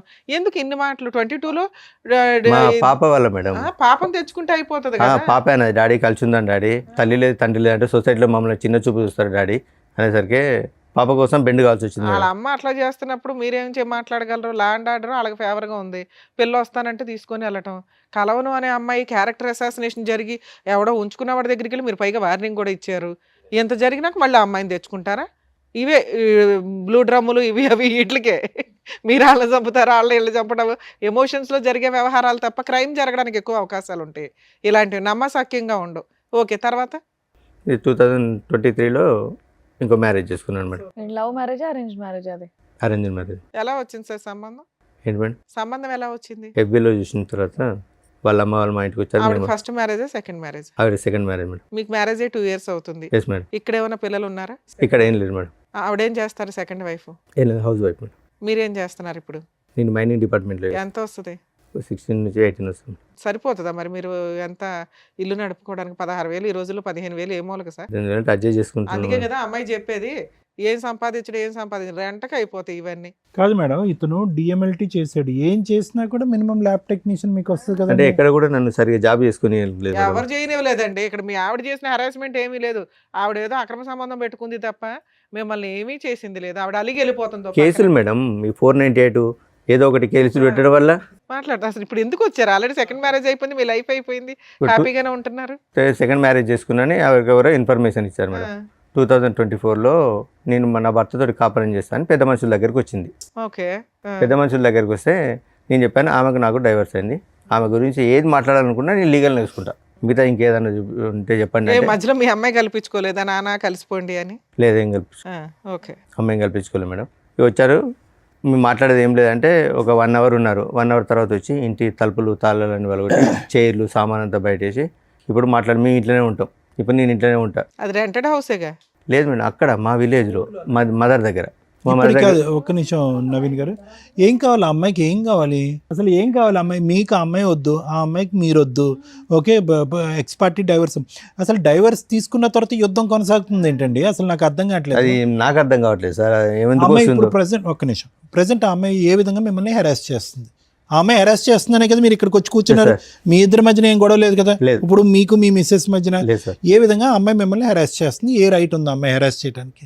ఇంటి మీదకి వచ్చింది మేడం. ఇంటి మీదకి వచ్చిన తర్వాత పెద్ద మనుషులు ఏం చేశారంటే పిల్లల గురించి మాట్లాడదామని ఒక 35 days మా మమ్మీని ఇంట్లో నుంచి బయటికి పంపించి ఆమెను 35 days ఇంట్లో నుంచి తీర్మానం చేసిండు, పిల్లల గురించి మాట్లాడతామని తీర్మానం చేసిండు. ఆ తీర్మానం చదవకుండా మాతో సైన్ తీసుకొని ఆమె కూడా ఇంట్లో ఉండేటట్టు, ఆమె కూడా ఇంట్లో ఉంటుంది, నీకు నచ్చినప్పుడు వచ్చి కాపురం చేయండి. ఓయ్, జడ్జిల కంటే మీ ఊరు పెద్ద మనుషులు అయ్యో గొప్ప. బాబోయ్, డైవర్స్ అయిన అంటే తర్వాత నేను ఏంటి కోర్టు సార్ ఇది? నుంచి ఇట్లా నాకు విడాకులు వచ్చినాయంటే ఆ లాయర్లు ఎవరిని అడిగి ఇచ్చింది, ఆ లాయర్ ఎట్లా నీకు ఎవరిని అడిగి విడాకులకు అప్లై చేసిండు, ఆయన లాయర్ అయినా ఈ క్వశ్చన్ లేచిండు. ఎవరు మీ ఊరు పెద్ద మనుషులు? పెద్ద మనుషులు ఎక్కడున్నారండి? సూపర్ పెద్ద మనుషులు అయితే. ఏ దేశంలో ఉన్నారండి? వీళ్ళు కొత్త కోట ఇక ఆమె పెట్టారు. ఇంట్లో ఉంటుంది, ఆ? అప్పుడప్పుడు వస్తుంది పోతుంది, మా అందరినీ ఇంట్లోకే బయటికి వస్తే గొడవ. సీరియస్లీ? Yes madam. అదే 2025లో మా ఫాదర్ది 10 years చేద్దామని ఊరికి వెళ్ళాం మేడం. ఆ, ఊరికి వెళ్ళినప్పుడు మేము పాపని రాను, అయితే డాడీ మమ్మీ ఫీజు కట్టట్లేదు ఇబ్బంది పెడుతుంది అంటే, సరేనా నేను ఇస్తారా నువ్వు రా అని చెప్తే వస్తాను డాడీ అన్నది. తర్వాత అదే రోజు ఫోన్ చేస్తే మీరు రావట్లేదు డాడీ అన్నది. ఆ రోజు నైట్ వచ్చింది, నైట్ 10:30కి ఇంటికి వచ్చింది మేడం. ఎవరు వచ్చారు? ఫస్ట్ ఆవిడ ఆ, పిల్లల్ని తీసుకొని వచ్చింది నైట్ 10:30కి. నువ్వు ఇప్పుడు ఎందుకు వచ్చావు, అసలు నీకు ఇంట్లో ఏం హక్కు ఉందని వచ్చినావు అంటే, నాకు పెద్ద మనుషులు రాసిస్తే నీ ఇంట్లోనే ఉంటా అంటే, మరి పెద్ద మనుషులు ఏమన్నా. అప్పుడప్పుడు వచ్చి వెళ్తూ ఉంటుందా? అవును. కాదు, వాడు డిసప్పేర్ అయ్యాడా? Age madam. వాడు గడ్డి పెట్టారు కదా, వాడు వెళ్ళిపోయినట్టేనా పిక్చర్లో? లేదు లేదు, వాడు ఉన్నాడా? ఉన్నాడు స్టిల్. నవంబర్లో కూడా నాకు కనిపించాడు. కాదు, వాడితో ఉన్నాడా ఒక అంటే బతుకున్నాడా అని కాదు సార్. సంబంధం ఉందా? మీ ఆవిడతో సంబంధం ఉందా? సంబంధం ఉందా? చూశాను, ఉన్నాయి సార్. మరి ఏంటి అక్కడ సంబంధం పెట్టుకుని ఇక్కడ పార్ట్ టైం ఏంటి? అసలు ఆవిడ ఎవరు? అంటే ఇప్పుడు- ఫోటో ఒకసారి చూపిరా. అంటే ఇప్పుడు పెద్ద మనుషులు ఏం చేస్తున్నారంటే మా దగ్గరికి న్యాయం కోసం వచ్చింది కదా, మేము ఏదో ఒకటి న్యాయం చేయాలి ఉంటుంది. అసలు మమ్మల్ని నుంచి ఏం సరే, మాట్లాడేసలేదు. మీ ఊర్లో 2 గ్రూపులు ఉంటాయి. ఆవిడ వాళ్ళ పెద్ద మనుషుల దగ్గరికి వెళ్ళింది, వాళ్ళు ఏదో ఇచ్చారు. మీరు కూడా ఓ పెద్ద మనిషి దగ్గరికి వెళ్తే వాళ్ళు కూడా ఒక శాసనం రాసేస్తారు. ఇక లా అండ్ ఆర్డర్, కాన్స్టిట్యూషన్స్ ఇవేనా వద్దు, చక్కగా పెద్ద మనుషుల దగ్గర కూర్చుంటే అయిపోద్ది. 2025లో మా ఫాదర్ ఇట్లా 10 years చేద్దామంటే వెళ్ళాం మేడం. వచ్చింది నైట్ 10:30కి వచ్చింది. నువ్వు ఎందుకు వచ్చావు, ఇప్పుడు నీకేం అవసరం అని వచ్చినావు, అసలు నీకు ఏం రైట్స్ ఉన్నాయని వచ్చినాడికి అంటే నాకు పెద్ద మనుషులు రాసిచ్చారు.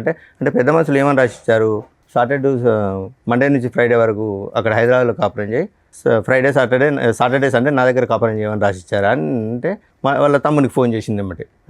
శేఖర్ నన్ను ఇంట్లోకి రానివ్వట్లేదు, గొడవ పెడతాను, కొడతాను అని. పోలీసులకి ఎందుకు కంప్లైంట్ ఇవ్వలేదు? వన్స్ డైవర్స్ అయిపోయినాక అమ్మాయి ఆ సరౌండింగ్స్ కి రావడానికి కూడా లేదు, పోలీసులకు కోర్టు ఆర్డర్ లేకుండా. అదే రోజు ఆమె వాళ్ళ తమ్ముడు చేసిన తర్వాత 100 డయల్ చేసింది. మా అత్తయ్యను మా హస్బెండ్ నన్ను ఇంట్లోకి అరెస్ట్ చేస్తాను, ఇంట్లోకి రానివ్వట్లేదు. చెప్తారు కదా డైవర్స్ వచ్చినాయి అంటే పేపర్లో. అయితే కానిస్టేబుల్ ఉండి ఈ నైట్ 10 గంటలకు గొడవ ఎందుకమ్మా, మీరు ఉండి వేరే ఇంట్లోకి ఎక్కడ ఉండండి, తెల్లారండి కానిస్టేబుల్ చెప్పాడు వేరే ఇంట్లో ఉండమని. కానిస్టేబులే చెప్పాను మేడం, వేరే ఇంట్లో ఉండండి. ఇప్పుడు ఈ నైట్ ఇప్పుడు ఆమె ఏదో ఒకటి అంటే మీరు ఏదో ఒకటి అంటారు, గొడవ అవుతుంది అంటే వెళ్ళిపోయినాం మేడం. నైట్ 1 o'clock వాళ్ళ తమ్ముడు ఒక 6 రౌడీలను తీసుకొని అక్కడికి వచ్చింది. ఇప్పుడు రండి మాట్లాడదామని మా మాట్లాడడానికి లేదు మేడం, ఒక 6 రౌడీలను తీసుకొని వచ్చి మీద దౌర్జన్యం చేశారు. మా పాప ఏం చేసింది, మా సిస్టర్ని చెప్పి తీసుకొని కొట్టింది. చెప్పి తీసుకొని కొడితే లేడీస్ కొట్టుకుంటారు. మీ సిస్టర్ ని కొట్టిందా మీ అమ్మాయి? ఎందుకు గొడవ రెచ్చగొట్టాలని. మీ పాప మీకే Yes, కదండి madam. ఫేవర్. అక్కడ వాళ్ళు చెప్పినట్టు ఉంటుంది, ఇక్కడ నాకు ఫోన్ చేసి డాడీ నన్ను ఇబ్బంది పెడతారని నాకు చెప్పి మహానటి. ఓకే, చిన్నపిల్ల ఏమి అనలేం. చెప్పి తీసుకొని కొట్టేసరికి మా చెల్లె మా పాపను కొట్టింది. వాళ్ళిద్దరూ కొట్టుకుంటే బయటకు వెళ్ళిండ్రు. వాళ్ళ తమ్ముడు ఏం చేసిండు, వెనక నుంచి మా అమ్మ మీద ఇంతలా రాయి ఎత్తేసిండు. జస్ట్ మా అమ్మ కాలు స్కిడ్ అయ్యేసరికి ఇట్లా రాసుకుంటూ వెళ్ళింది. ఎవరు మీ అమ్మగారికి? మా అమ్మగారికి రాసుకుంటూ వెళ్ళిన తర్వాత ఇదంతా మీ నాన్నగారు 10th anniversary రోజు? ఎస్ సార్, అంటే తెల్లారితే 10th anniversary, తెలియండి. అదే నైట్. మీరు చెప్తున్నవన్నీ నిజాలేనండి? Yes madam. ఇప్పుడు మీ ఆవిడతో మాట్లాడితే ఫస్ట్ వైఫ్ తో ఇప్పుడు లైవ్ వీడియోలు కూడా ఉన్నాయి మేడం. వాళ్ళు ఇవన్నీ చెప్తుంది. ఇప్పుడు ఈవిడ పరిస్థితి ఏంటి? ఇప్పుడు మీ సతీమణి, ఇప్పుడు భార్య, ఈవిడ పరిస్థితి ఏంటి? ఆవిడ ఓకే సార్. ఈవిడ ఓకే అంటే ఏ విధంగా ఓకే? ఇంత యుద్ధాలు జరుగుతుంటుంటే ఇంట్లో ఆవిడకి ఓకే ఎలా అవుతుంది? వాళ్ళ పేరెంట్స్ ఉంటారు, వాళ్ళు ప్రశ్నిస్తారు. అసలు ఆ అమ్మాయి రైట్స్ ఏంటి? ఇంకా మీ గొడవలు పెళ్లికి ముందు ఉన్నాయి, పెళ్లి తర్వాత ఉన్నాయి, విడాకులు అయిన తర్వాత ఉన్నాయి, ఎప్పటికీ కంటిన్యూ అవుతూనే ఉన్నాయి. మీరు మీ ఆవిడ అప్పుడు ఏం మాట్లాడలేదా? నువ్వు ఎందుకు వచ్చావు, మీరు ఎలాగో మాట్లాడలేదు, మీరు ఎలాగో తిట్టట్లేదు, పోనీ ఆవిడ కూడా మాట్లాడలేదా డివోర్స్ అయ్యాక ఎందుకు వస్తున్నావు అని చెప్పి? ఆవిడ లేరా అప్పుడు ఇంట్లో?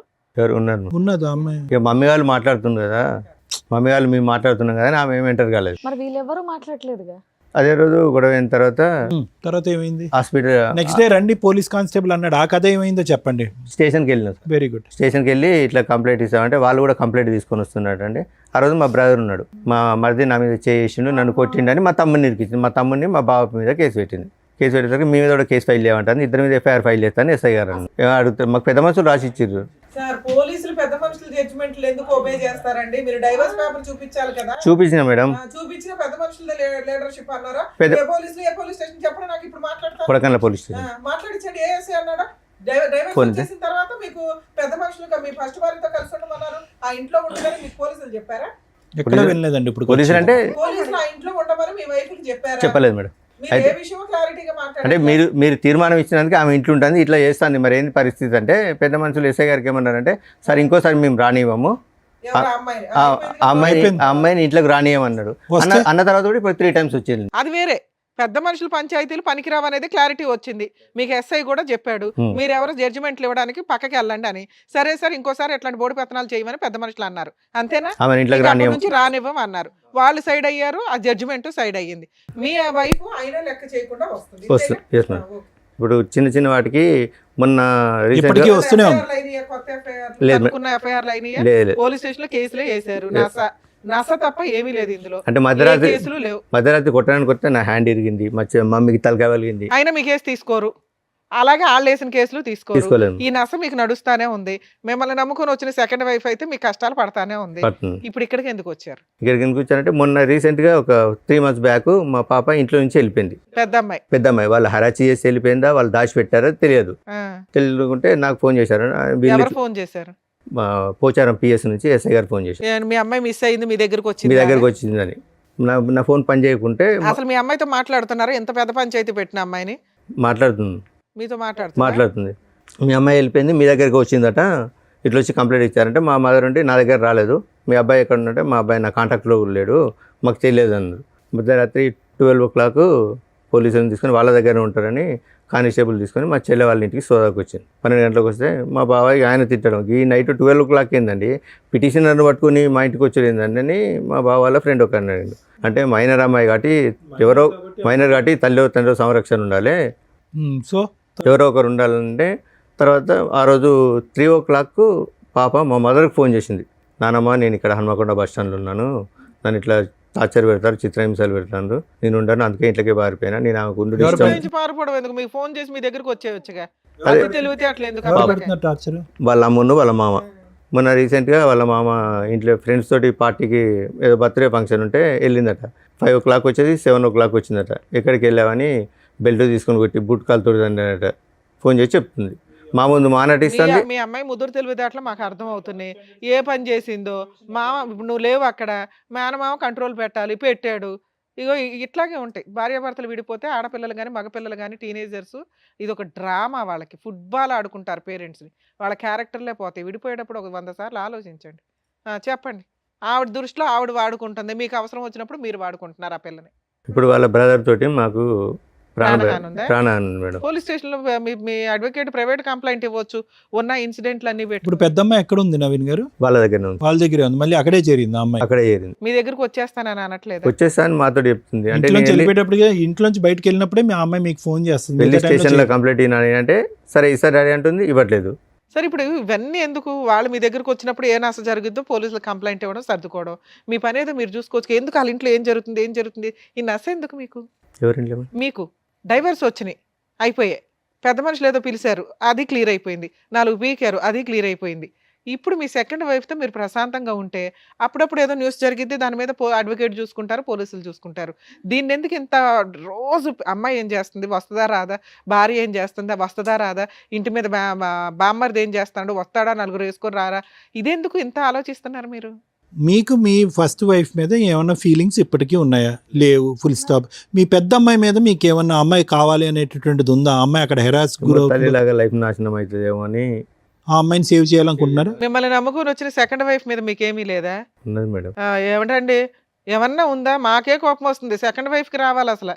ఏంది తింగరగాడిని ఎట్లా పెట్టుకుని కవర్ చేస్తున్నామని సెన్స్ ఉందా? ఉన్నప్పుడు భార్య క్యారెక్టర్ లేదని అంటున్నారు, క్యారెక్టర్ లేని భార్య కావాలంటున్నారు. కూతురేమో ఒకసారి నాకు ఫేవర్, ఒకసారి అమ్మకి ఫేవర్ అంటున్నారు. వాళ్ళు వద్దు అనుకుని డైవర్స్ చేశారు, వచ్చేసింది. అయినా ట్రై చేశారు, రాలేదు. వన్స్ మీరు పూర్తిగా క్లోజ్ అయిపోతున్నారు, వేరే అమ్మాయిని చేసుకొని అని తెలిసినాక ఆవిడ వచ్చినాక మిమ్మల్ని నమ్ముకొని ఎవరమ్మ ఒక అమ్మాయి వచ్చి విత్ క్యారెక్టర్తో వచ్చి మీ పక్కన కూర్చున్నప్పుడు ఆవిడకి ఎక్కువ ఇంపార్టెన్స్ ఇచ్చుకోవాలి సెకండ్ వైఫ్కి. ఈ అమ్మాయిది చిన్న నసలు కొన్ని రోజులు జరుగుతాయి, ఆ నసలేవో క్లియర్ చేసుకోవాలా, ఊరుకోవాలా. స్టిల్ ఇప్పటికీ తవ్వుకుంటున్నారు మీరు ఇదే పనిగా. సంపాదించేది పావల, పంచాయతీలు 100. సరే ఓకే, ఇక్కడికి ఎందుకు వచ్చారు? ఇప్పుడు నా అడ్రస్ తెలుసుకోవడానికి ఏదో ఒకటి పాపని ఎర్రగా వాడుతుండ్రు, లేకపోతే అక్కడికి వెళ్ళి మా మమ్మీని అరెస్ట్ చేసి చేయొచ్చు కదా సార్, మీ చేతిలో ఉంది ఆయుధం, ఫోను. అంటే ఇంటికి వెళ్ళి మమ్మీని అరెస్ట్ చేస్తాను మేడం. మీ అమ్మగారు కంప్లైంట్ ఇస్తే అయిపోతుంది. చాలా కంప్లైంట్ ఇస్తే ఎస్ఐ గారు సింపుల్ పెద్ద మనుషులలో మాట్లాడుకుంటున్నారు అంటున్నారు కదా, అడ్వకేట్ని పెట్టుకుంటే ప్రైవేట్ కంప్లైంట్ అయిపోయాయి. Simple process. మీతో పాటు ఎవరైనా వచ్చారా? ఎవరు రాలేదు. వాళ్ళు కూడా నీతోటి మేము తిరగడం వల్ల వాళ్ళు కూడా మమ్మల్ని స్ట్రగుల్ చేస్తారని. యాక్చువల్లీ ఏంటంటే పెద్ద మనుషులు జరుగుతుంటే కూడా నా మీద అంటే మామూలుగా ఎంసీ కేసు వేసింది మేడం. అంటే ఇక్కడ మళ్ళీ పెద్ద మనుషులలో సెటిల్ చేసుకుంటే మళ్ళీ ఎంసీ తిరగాలని నేను ఫీజు కట్టట్లేదు మేడం. సార్ మీతో పాటు ఎవరైనా వచ్చారా? నా రెండో భార్య వచ్చింది మేడం. హలో అండి, మీ పేరు? శ్వేత మేడం. శ్వేత గారు. సో విన్నారు కదండి ఇప్పటివరకు ఏం చెప్పింది. సో మీరన్నా గట్టిగా ఏదో ఒకటి మాట్లాడొచ్చు కదా. అంటే ఇప్పుడు ఆయనకి కూతురు మీద ప్రేమ ఎక్కువ ఫస్ట్ నుంచి కూడా. నేను ఏం చెప్పినా కానీ వినే సిచ్యువేషన్ లేదు. మీరు బయట నుంచి వచ్చారన్న ఒక ఫీలింగ్ ఒకవేళ ఉంటుంది. నేను ఏమన్నా చెప్పినా అమ్మాయి వచ్చి తండ్రిని కూతుర్ని విడదీసేసింది అని అంటారని నేను ఇప్పుడు వరకు కామ్గా ఉన్నాను. పైగా ఇంకోటి ఏంటంటే నేను ఒక ఆడపిల్లని, ఆ అమ్మాయి ఒక ఆడపిల్ల, ఫస్ట్ నుంచి బాధలు పడుతూనే ఉంది. అంటే వీళ్ళ పేరెంట్స్ ఆ అమ్మాయి ఆమెను ఈయన కలిసి ఫస్ట్ నుంచి పిల్లల్ని ఇబ్బంది పెడుతూనే ఇబ్బంది ఉన్నారు. పెడుతూనే ఉన్నది అని చెప్పేసి నేను కూడా సరే మాట్లాడు అని చెప్పేసి ఊరుకున్నాను నేను. ఓకే, ఇంకా కూతురే కదా అని మాట్లాడమని వదిలేశారు. కానీ ఆ అమ్మాయి ఒక్క నిమిషం శ్వేత గారు, ఇప్పుడు ఆ అమ్మాయి ఆ అమ్మాయి యొక్క మెంటల్ స్టేట్ స్టేబుల్గా ఉందని అనుకోవచ్చా? ఎవరు ఇప్పుడు ఓకే ఇతనికి ప్రేమ ఉంది, ఒక నిమిషం నా మాట వినండి, ఈ యుద్ధాలు గొడవలు ఇవన్నీ చూసి ఆ అమ్మాయి ఆల్రెడీ మెంటలీ డిప్రెస్ అయ్యిందేమో అని నాకు అనిపిస్తుంది. ఆ అమ్మాయికి ఒక స్టెబిలిటీ లేదు, స్నేహితులు గీతులు అనేటటువంటి వరదలో కొట్టుకుపోతుంది. రాత్రి అర్ధరాత్రి అనక అపరాత్రి అనక ఇంటికి వస్తుంది. తిట్టినప్పుడు నాన్న గుర్తు వస్తున్నాడు, తిట్టినప్పుడు ఇంట్లో వాళ్ళు నిలదీనప్పుడు ఆ ఇంట్లో ఉంటుంది. నిజంగా ఆ అమ్మాయికి సపోర్టివ్గా ఇతను ముందుకు వెళ్ళాలి అంటే కనుక ఇతని లైఫ్ మీ లైఫ్ మీ కాపురం రిస్క్లో పడుతుంది. నేను అందుకే సార్ ఎస్, ఇప్పుడు ఈరోజు మీరు ఏంటంటే నేను ఒక ఆడపిల్ల గురించి నేను ఎలా మాట్లాడతాను, వచ్చిందంటే సవతి తల్లి వచ్చి సొంత కూతురిని దూరం చేస్తుంది అనేటటువంటి మాట దూరం మాట. ఈరోజు అతను ముందుకొచ్చి ఫీజు కడతానన్నా, అతను వచ్చి ఆ అమ్మాయి సంరక్షణ తీసుకుంటానన్నా అంత సాఫీగా జరిగేటటువంటి అంశమా? ఫస్ట్ ఆఫ్ ఆల్ ఆ అమ్మాయి వస్తుందా? దామ్మ తలుపులు తీసావు రా అంటే ఆ అమ్మాయి వస్తుందా? I don't think so. అక్కడ వాళ్ళ ఇంట్లో గర్జించినప్పుడు, నిలదీసినప్పుడు, ప్రశ్నించినప్పుడు నాన్న అని అంటుంది, ఆ తర్వాత షట్. ఇప్పుడు ఆ అమ్మాయి గురించి ఇతను అంటే తప్పుగా అనుకోకండి, కూతురు మీద ప్రేమ ఉంటే కనుక ఆ యుద్ధం ఇప్పుడు కాదు ఎప్పుడో మొదలవ్వాలి. ఎప్పుడో కూతురు గురించి యుద్ధం అనేది ఎప్పుడో మొదలవ్వాలి, అప్పుడు మొదలవ్వలేదు. ఎప్పుడైతే విడాకులు అయిందో ఆ అమ్మాయి ఎప్పుడైతే ఫోన్ చేసి నాన్న అంటం మొదలుపెట్టిందో, అమ్మో మా నాన్న నా కూతురు అక్కడ నలిగిపోతుంది అనేటటువంటి ఫీలింగ్లో వస్తున్నారు. నా గట్ ఫీలింగ్, నా అంతరాత్మ ఏం చెప్తుందంటే ఈ మొత్తం సినారియోలో ఒక టీనేజ్లో సైడ్ ట్రాక్ అయినటువంటి ఒక ఆడపిల్ల సిచ్యువేషన్ అడ్వాంటేజ్ తీసుకుంటుంది అన్నది నా అభిప్రాయం. సేమ్. ఇప్పుడు ఆ అమ్మాయి కాదు, ఆ అమ్మాయిని నువ్వే సంరక్షణ చూసుకో, ఆ అమ్మాయిని అమ్మ నువ్వు అక్కడే పెరిగావు, అక్కడే పుట్టావు, అక్కడే మీ అమ్మ దగ్గరే ఇంతకాలం ఉన్నది, నేను చూసింది నా మాత్రమే, ఒక తండ్రిగా నేను నీ మొహం చూసింది నా మాత్రమే, తల్లి అయినా ఎవరైనా అక్కడే నువ్వు చూసుకో అమ్మా అని చెప్పి మీరు వదిలేస్తే కనుక మీ సంసారం బాగుంటుంది. ఇప్పుడు ఏంటంటే ఇతను విడాకులు ఇచ్చాడు, సడన్గా ఇప్పుడు కూతురు సంరక్షణ అనేటువంటి ఆలోచన వచ్చేటప్పటికి 2 పడవల మీద కాలు వేసేటప్పటికి అక్కడ తల్లికి మామకి అగ్గుల మీద గుగ్గులం అవుతున్నారు, ఈ అమ్మాయిని ట్రాప్ చేస్తున్నారు మీరు అనేటటువంటి ఫీలింగ్తో. అంతే కదా శ్వేత గారు? అదే కదా ఇక్కడ సబ్జెక్టు. లేదంటే ఆ అమ్మాయి ఎందుకు ఇక్కడికి వస్తుంది పదే మీ భార్య విడాకులు అయిన తర్వాత? సరే సార్, ఇక్కడికి ఎందుకు వచ్చారు మీరు? ఏం కావాలని వచ్చారు? మేము అంటే ఇక్కడ హైదరాబాద్లో ఉంటాము, అత్తయ్య గారు ఊర్లో ఉంటారు. మేము దొరకట్లేదు అని చెప్పి వెళ్ళి అత్తయ్య గారిని కొట్టుడు, పిల్లలు లేకపోతే పిల్లలా? పిల్లలు, పెద్దమ్మాయి కూడా చెప్పు తీసుకొని కొట్టంటే చెప్పు తీసుకొట్టుడు. ఎందుకమ్మా ఏమని చెప్పి కొడుతున్నారు పెద్దవాడిని? డబ్బులు అడిగిపో. అదే డబ్బులు అడిగిపో. మెయింటెనెన్స్ కాదు మేడం, అదే డబ్బులు, అంతే. డబ్బు ఎంతో కొంత, ఏదో ఎంతో కొంత. ఫీజులు కూడా కాదు, వాళ్ళు అంతే, డబ్బు. ఖర్చులకి డబ్బులు అడిగిపో. నువ్వు ఎందుకు కొట్టావు, నువ్వు ఎందుకు ఇయ్యో అని చెప్పేసి పెద్ద పాప వెళ్ళి, చిన్నదంటే తెలీదు తనకి, పెద్దది వెళ్ళి కొట్టుకుపో అంటే వెళ్ళి కొట్టడం. మరి అదే పాప నాయనమ్మ నేను ఇక్కడ ఉన్నాను, బస్ స్టాండ్ లో ఉంది, నా పరిస్థితి బాగాలేదని చెప్పి ఫోన్ చేసి, ఇప్పుడు మా నంబర్స్ ఏం లేవు తన దగ్గర సార్ మాకు చేయడానికి. నాయనమ్మే హెల్ప్ కోరినటువంటి అమ్మాయి ఈ రోజు నాయనమ్మని కొడుతుందని అంటున్నారు కదా? అంతకుముందు సార్, అంతకుముందు నాయనమ్మ కొట్టుపో ఇప్పుడు అంటే కొట్టడం మానేసి, ఇంటికి రావడం మానేసి ఎంతకాలం అయింది? ఏదో వస్తూనే ఉన్నారు మేడం వాళ్ళు. అంటే కొట్టడం లేదు, అంటే మీరు ఎక్కడ ఉన్నారో తెలియక అక్కడ attack చేస్తున్నారు. 2 months ఒకసారి వచ్చి ఏం చేస్తారు? వచ్చింది 2 days ఉంటుండ్రు వెళ్ళిపోతుంది. పిల్లలేనా ఆవిడ కూడా? ఆవిడే వస్తుంది. వస్తారు మేడం. అప్పుడు ఏం చేస్తున్నారు ఇంట్లో వంట ఎవరు చేస్తున్నారు? వాళ్ళే చేసుకుంటారు. వాళ్ళు చేసేసుకుని వాళ్ళ వరకు ఉండి వాళ్ళ వరకు మళ్ళీ సర్దుకుని వీళ్ళు వెళ్ళిపోతారు. వస్తే శ్వేత అత్తయ్య గారు గారు ఆ 2 days ఎలా నడుస్తుందమ్మా? ఆ 2 days ఎలా నడుస్తుంది? అది తెలీదు సార్ నాకు. కాదు మీ ఇంటికి వస్తుంది ఆవిడ, పిల్లలతో పాటు వస్తుంది. వీళ్ళకి తెలియదు, వాళ్ళ అత్తగారు మా కదా. అత్తగారు ఉండరు. సాటర్డే సండే మమ్మీ ఉండదు. మా సిస్టరు ఇప్పుడు 8 months క్యారింగ్ మేడం, ఇక్కడికి వస్తుందండి.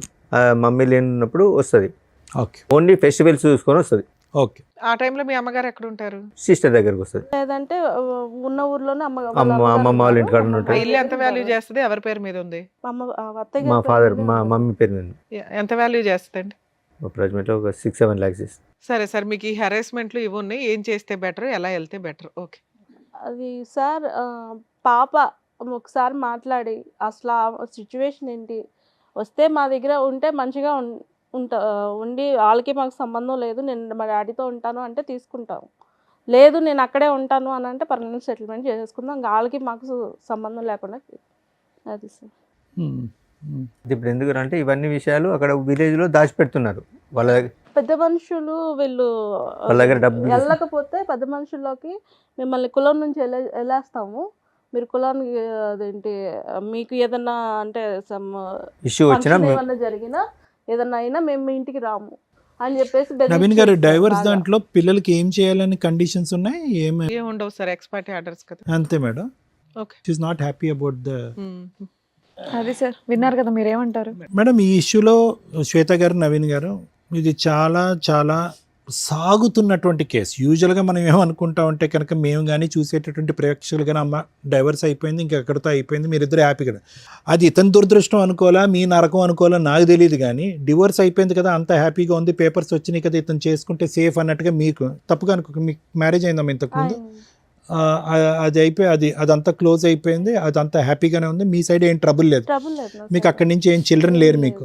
ఓకే, ఇప్పుడు ఏంటంటే అందరికంటే ఇక్కడ అన్నిటికంటే నాకు చూడవలసింది బాధగా ఎవరికి ఉందంటే మీ గురించి నాకు బాధగా ఉంది శ్వేత గారు. ఆల్మోస్ట్ ఇది 2.5 years బట్టి మీరు సఫర్ అవుతున్నారు కదా, 2 years బట్టి 2 years బట్టి సఫర్ అవుతున్నారు. అంతా క్లోజ్ అయింది కదా హ్యాపీగా ఉందాం, నాకంటూ ఏ రెస్పాన్సిబిలిటీ లేదు, ఇతనితో కొత్త జీవితం ప్రారంభిద్దాం అంటే కనుక డివోర్స్ అయిపోయినటువంటి పెళ్ళం వచ్చి భార్య వచ్చి ఇప్పటికీ కూడా ఇబ్బంది పెట్టేటటువంటి దురదృష్టకరమైన పరిస్థితి చాలా రేర్గా చూస్తాం. నా వరకు అయితే లాయర్ మేడం చాలా చూసుంటారు కానీ చాలా రేర్గా చూస్తాం. అయితే ఇదేంటంటే ఇక్కడ తప్పుగా అనుకోకండి అమ్మ, ఇక్కడ నవీన్ గారిది కూడా తప్పు ఉంది శ్వేత గారు. ఇక్కడ ఏంటంటే కర్ర ఎరగదు పాము చావదు అన్నట్టుగా ఈ దరిద్రంగా ఇంత అంటే ఎంత దరిద్రంగా ఉందంటే ఇది ఒక పక్క నుంచి పిల్లలు నాశనం అయిపోతున్నారు. ఆ అమ్మాయిలు ఇద్దరు కూడా వాళ్ళ మెంటాలిటీ ఏంటి, వాళ్ళ వ్యక్తిత్వాలు ఏంటి, వాళ్ళు చదువుకుంటున్నారా లేదంటే ఆస్తుల గురించి పోరాడుతున్నారా, దండయాత్ర చేస్తున్నారా, నాయనమ్మ ఇంటి మీద దండయాత్ర చేస్తున్నారా, లేదంటే దొరికితే మీ ఇళ్ళ మీద దండయాత్ర చేస్తున్నారా, అక్కడ తల్లి మామయ్యతో చేతులు కలిపి ఈరోజు వాళ్ళ జీవితాలు ఎటుపోతున్నాయి అనేటువంటి గత్తెప్పినటువంటి పరిస్థితిలో వాళ్ళు ఉన్నారు ఈరోజు. ఎందుకు ఈరోజు నవీన్ గారు ఇప్పుడు ఎందుకంటే ఆవిడతో మనం మాట్లాడలేదు, ఆవిడ ఉద్దేశం ఏంటి, ఆవిడ ఎవరితో ఎటువంటి సంబంధం పెట్టుకుంది అనేటటువంటి అంశం ఈరోజు ఇతను చెప్పినటువంటి దాన్ని బట్టి మనం వీ కెనాట్ డిక్లేర్ చేయటం కూడా కాదు. ఆవిడతో మాట్లాడదామని ప్రయత్నం చేసేటప్పటికి ఆవిడ ఫోన్ మాట్లాడటానికి అంగీకరించలేదు. ఇక నవీన్ గారిని ఎందుకు నేను తప్పుపడుతున్నాను అంటే 3 అంశాలు. ఒకటి తాగుడు, ఆవిడకి ఎక్కడో నమ్మకం పోయింది. ఓకే సరే, ఆవిడ వెళ్ళిపోయిన తర్వాత తాగాడా ముందు ఉన్నప్పుడు తాగాడా అనేటటువంటిది అదొకటి. అది చిన్న అంశం వేశారు, ఇప్పుడు మానేశాను కదా ఇప్పుడు ఏం తాగట్లేదని మీరు అంటారు, అది పక్కన పెట్టండి. రెండోది ఏంటంటే బాధ్యత. ఆవిడ ఏంటంటే మొదటి నుంచి ఇతను పని చేయాలి, ఇది చేయాలి, అది చేయాలంది. మూడో అంశం ఏంటంటే కనుక ఈ నాంచుడు ధోరణి ఏదైతే ఉందో ఆవిడ నాంచిందా ఇతను నాంచాడు అనేది కాదు. వీళ్ళిద్దరూ 2008 పెళ్ళయిన తర్వాత 2023లోనో 22లోనో డైవర్స్ వచ్చిందండి. 22లో సార్, 22లో డైవర్స్ వచ్చింది. అదో 2 ఇదో 2 అంటే దగ్గర 14 సంవత్సరాల పాటు వీళ్ళు కొట్టుకుంటూనే ఉన్నారు. పెళ్లి చేసుకుని పట్టుమని 1-2 సంవత్సరాలు కూడా హ్యాపీగా లేరు, కొట్టుకుంటూనే ఉన్నారు. ఒకసారి ఆవిడ కాంప్రమైజ్ అయితే ఒకసారి ఇతను కాంప్రమైజ్ అవుతారు. ఏది ప్యారలల్గా ఇతను చెప్పినప్పుడు ఏది ఆవిడకి 2013-14 నుంచి ప్యారలల్గా ఇంకొక వ్యక్తితో సంబంధం ఉంది అనేటటువంటిది తెలిసినట్టు కూడా ఆవిడ ఇతని లెక్క ప్రకారం చెప్పిన లెక్క ప్రకారం అక్కడ ఒక గర్భం దాలుస్తుంది, ఆ గర్భాన్ని తీసేస్తుంది, ఆ ప్రెగ్నెన్సీ ఆవిడ అబార్ట్ చేసుకుంటుంది. ఇతనితో ఒకసారి సంసారం చేస్తుంది, ఆ ప్రెగ్నెన్సీ తీస్తుంది, మళ్ళీ ఇంకో పాపను కంటది.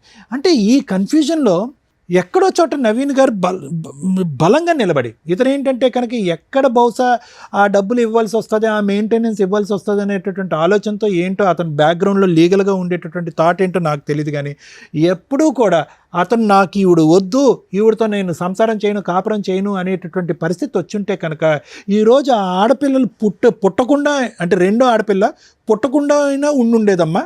ఎందుకంటే వీళ్ళిద్దరి మధ్యన కొద్దో గొప్ప హ్యాపీగా ఉన్న టైంలో పెద్ద ఆడపిల్ల పుట్టేస్తుంది. ఓకే, కానీ వీళ్ళిద్దరి యొక్క డైనమిక్స్ ఎప్పుడు కూడా బ్యాలెన్స్డ్గా లేవు. ఇతను ఫైనాన్షియల్ రీజన్తోనో ఇంకో బాధ్యత తీసుకుంటుందో లేదంటే పిండి ఆరేస్తుందో డబ్బులు ఇవ్వాల్సిన ఉద్దేశంతో తూతూ మంత్రంగా ఆ అమ్మాయిని మళ్ళీ జీవితంలో పిలుచుకున్నాడు. అనవసరం రెండో బిడ్డ పుట్టింది కదమ్మా. అంటే కేవలం ఆ అమ్మాయి ఇతను చెప్పినటువంటి విధంగా ఏంటంటే ఆ అమ్మాయికి బ్యాలెన్స్ లేదు.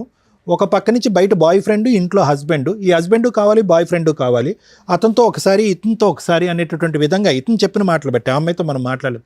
ఇతను ఏంటంటే కనుక ఎక్కడ ఈవిడ్ని వదులుచుకుంటే కనుక ఎక్కడ ఫైనాన్షియల్ బర్డెన్ పడుతుంది, లేదంటే ఎక్కడ కోర్టుల చుట్టూ తిరగాలన్న ఉద్దేశంతో వీళ్ళు స్వార్థంతో ఇంకో బిడ్డను కనేసారుగా ఈరోజు.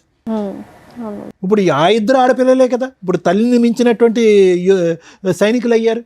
ఆ తల్లి చేసేటటువంటి యుద్ధకాండ దహనకాండ కంటే వాళ్ళిద్దరూ దాడి చేస్తున్నారుగా, నాయనమ్మ మీద పెట్టి కొట్లాడుతున్నారు కదా. అది డబ్బుల గురించా, ఆస్తి గురించా, లేదంటే వాళ్ళకి సరైనటువంటి న్యాయం జరగలేదు అనే ఉద్దేశంతోనే వాళ్ళు అటాక్ చేస్తున్నారు. ఈరోజు వాట్ ఎవర్ ద డైవర్స్ ఏదైతే ఉందో, ఎక్స్పార్టీ డైవర్స్ వచ్చిందో అందులో ఉండేటటువంటి కండిషన్తో మేమిద్దరం భార్యాభర్తలుగా విడిపోయామనే కానీ ఇతని పిల్లలకి ఎటువంటి న్యాయం చేయట్లేదు అనేటటువంటి ఉద్దేశంతో ఆ తల్లి వాళ్ళని ఉసుగొలుపుతుంది. వాళ్ళు న్యాయపరమైనటువంటి విధంగానే ముందుకు వస్తున్నారు. మాకేంటి మీకేంటి, మాకేంటి, మా పోషణ ఏంటి, మా ఆలోచన ఏంటి, మా భవిష్యత్తు ఏంటి, మా పెళ్ళిళ్ళు ఏంటి అనేటటువంటి ఆ విషయం గురించి లెక్క తేల్చుకోవాలి కానీ నవీన్ గారు. అవునండి. ఇక్కడ ఏంటి ఆవిడ వచ్చి ఇక్కడ ఏంటి నాకు నువ్వు భర్తగా కావాలి, డైవర్స్ మాట పక్కన పెట్టు, నేనే నీతో కాపురం చేస్తాను, నువ్వు సెకండ్ భార్యగా నువ్వెవరు అనే మాట ఆవిడ అన్నట్లే. ఇప్పుడు వచ్చేటటువంటి అంశం మనకు తెలియనటువంటి సీక్రెట్ ఏదన్నా ఉంది అంటే కనుక ఆ పిల్లల భవిష్యత్తు దృష్ట్యా ఏం న్యాయం చేశారు అలాంటప్పుడు పిల్లల్ని కనకూడదు. అది ఇక్కడ వచ్చేటటువంటి లైవ్లో ఉండేటటువంటి గొడవ. అది ఈ మధ్యలో ఏమవుతుందంటే ఓకే ఇవన్నీ లీగల్ పరమైనటువంటి అంశాలు, నాకు ఉన్నటువంటి పరిజ్ఞానం ఆ మాత్రమే, ఆ అంశం నేను పక్కన పెడతాను. కానీ ఇక్కడ తేల్చుకోవాల్సిన ప్రేక్షకులకు ప్రత్యేకంగా చెప్పేటటువంటిది అంశం ఏంటంటే భార్యాభర్తల మధ్యన మీ ఇద్దరి మధ్యన ఏమైనా డిఫరెన్సెస్ ఉంటే ఐదర్ మీడియేషన్ కానీ లేదంటే కౌన్సిలింగ్ ద్వారా కలిసే అన్నటువంటి ప్రయత్నం చేయండి, లేదంటే లీగల్ పరమైనటువంటి స్టెప్స్ తీసుకుని విడిపోవటానికైనా ప్రయత్నం చేయండి. ఏదైనా కూడా త్వరగా జరగాలి. ఆ న్యాయం కలిసి ఉండేటటువంటి న్యాయం అయినా త్వరగా జరగాలి, లేదంటే విడిపోయేటటువంటి న్యాయం అయినా జరగాలి. ఎందుకంటే ఇందులో ప్రత్యేకంగా ఈ యుద్ధంలో పిల్లలు పావులు అవుతారు, ఫైనల్గా పిచ్చి వాళ్ళు అవుతారు. ఇప్పుడు చూడండి ఆ పిల్లలు పెద్ద అమ్మాయి ఖచ్చితంగా నేను చెప్తున్నాను ఆ అమ్మాయి మానసికపరమైనటువంటి స్టెబిలిటీ మీద ఒక క్వశ్చన్ మార్క్ ఉంది, చదువు సంధ్యల మీద ఎటువంటి దృష్టి పడుతుంది అనేటటువంటి అంశం మీద ఒక క్వశ్చన్ మార్క్ ఉంది, వ్యక్తిత్వం ఏం మారిపోతుంది అనేటటువంటి దాని మీద క్వశ్చన్ మార్క్ అవుతుంది. ఎందుకంటే ఉదయం లేచిన దగ్గర నుంచి సాయంత్రం వరకు వాళ్ళకి ఫుల్ టైం ఎజెండా ఏదన్నా ఉంది అంటే తండ్రి ఎక్కడ ఉన్నాడు, ఆ అమ్మాయి పెళ్లి చేసుకున్న శ్వేత ఎక్కడుంది, వాళ్ళిద్దరు దొరుకుతారా, లేదంటే వాళ్ళు దొరకనప్పుడు ఆ ఇంటి మీద దాడి చేద్దాం. మాకేం రావాల్సినటువంటిది కరెక్టే, వాళ్ళు ఫైట్ చేసేటటువంటిది బహుశా వాళ్ళు ఆడపిల్లలు ఫైట్ చేసేటటువంటి దాంట్లో న్యాయం ఉందండి. ఎందుకంటే మీరిద్దరు సుఖ సంతోషాలని సింపుల్గా డైవర్స్ వచ్చేసింది, మీరిద్దరు హ్యాపీగా ఉన్నారు, రేపో మాపో మీకు ఒక పిల్లో పుడుతుంది, మా పరిస్థితి ఏంటి అనేటటువంటి అభద్రత గురించి మాట్లాడుతున్నారు ఆ పిల్లలు. దానివల్ల వాళ్ళు మానసికంగా డిజాస్టర్ అయిపోతున్నారు. దాంతోపాటు ఏంటంటే వాళ్ళ అమ్మ ఒక పక్క నుంచి వాళ్ళ మావయ్య ఒక పక్క నుంచి వాళ్ళిద్దరు బ్రెయిన్లో ఫీడింగ్ ఇచ్చేటప్పటికి ఇద్దరు ఆడపిల్లల యొక్క మానసిక పరిస్థితి కంప్లీట్గా ఇంబ్యాలెన్స్ అయింది. సో నా వరకు ఏంటంటే ఎవరైనా కూడా దయచేసి పిల్లల మీద ఇటువంటి ప్రభావం పడేంత వరకే యాజ్ ఇట్ ఈస్ టీనేజ్లో ఉండేటటువంటి ఆడపిల్లలైనా అబ్బాయిలైనా వాళ్ళ యొక్క ఎడ్రినర్జిక్ రెస్పాన్స్ వల్ల వాళ్ళు కొద్దిగా హైపర్గానే ఉంటారు, అడ్వెంచరస్గానే ఉంటారు, ఛాలెంజింగ్గానే ఉంటారు, స్టబర్న్గా ఉంటారు, మొండిగా. ఇవన్నీ కూడా హార్మోన్ పరమైనటువంటి మార్పు. కానీ అది 30% అయితే కనుక ఇటువంటి మానసిక పరిస్థితి క్రియేట్ చేసేటటువంటి తల్లిదండ్రులు మన స్వార్థపూరితమైనటువంటి ఆలోచనల గురించి ఈరోజు అమ్మాయి ఖచ్చితంగా డబుల్ గేమ్ ఆడట్లే. పెద్ద అమ్మాయి ఇంట్లో వాళ్ళ అమ్మ నాన్న గర్జించినప్పుడు లేదంటే వాళ్ళ అమ్మని మామయ్య గర్జించినప్పుడు ఒక విధంగా. సో నేను అనేది అంటే అది ఒక అంశం అండి నేను ప్రత్యేకంగా చెప్పేది. రెండోది ఏంటంటే ఇప్పటికీ కూడా నాకు తెలిసినటువంటి కొద్దిపాటి పరిజ్ఞానంతో నవీన్ గారు ఈరోజు ఖచ్చితంగా మీరు అనుకుంటే కనుక ఇది ఈజీగా తేల్చుకోవచ్చు, ఇది పెద్ద కష్టం కాదు. మీరు కూడా ధైర్యంగా వెళ్ళి పోలీస్ స్టేషన్లో అనవసరంగా డైవర్స్ అయిపోయిన తర్వాత మా భార్య వచ్చి మా మీద హెరాస్ చేస్తుంది, పిల్లల ద్వారా మా మీద దాడి చేపిస్తుంది అనేటటువంటి విధంగా మీరు పోలీస్ స్టేషన్లో కేసు పెడితే కనుక ఇది ఎక్కడో చోట గీత గీయచ్చు. కానీ మీకున్న భయం ఏంటంటే బహుశా ఇక్కడ ఏంటంటే ఎంతో కొంత లెక్క చెప్పో ఫైనాన్షియల్గా వాళ్ళకు ఒక అడ్వాంటేజ్ ఇచ్చో లేదంటే ఒక భవిష్యత్తు పరమైనటువంటి ఒక గ్యారంటీ ఇచ్చో మీరు బయటపడాలి. దానికి మీరు మెంటల్గా ప్రిపేర్ అవ్వలేదు.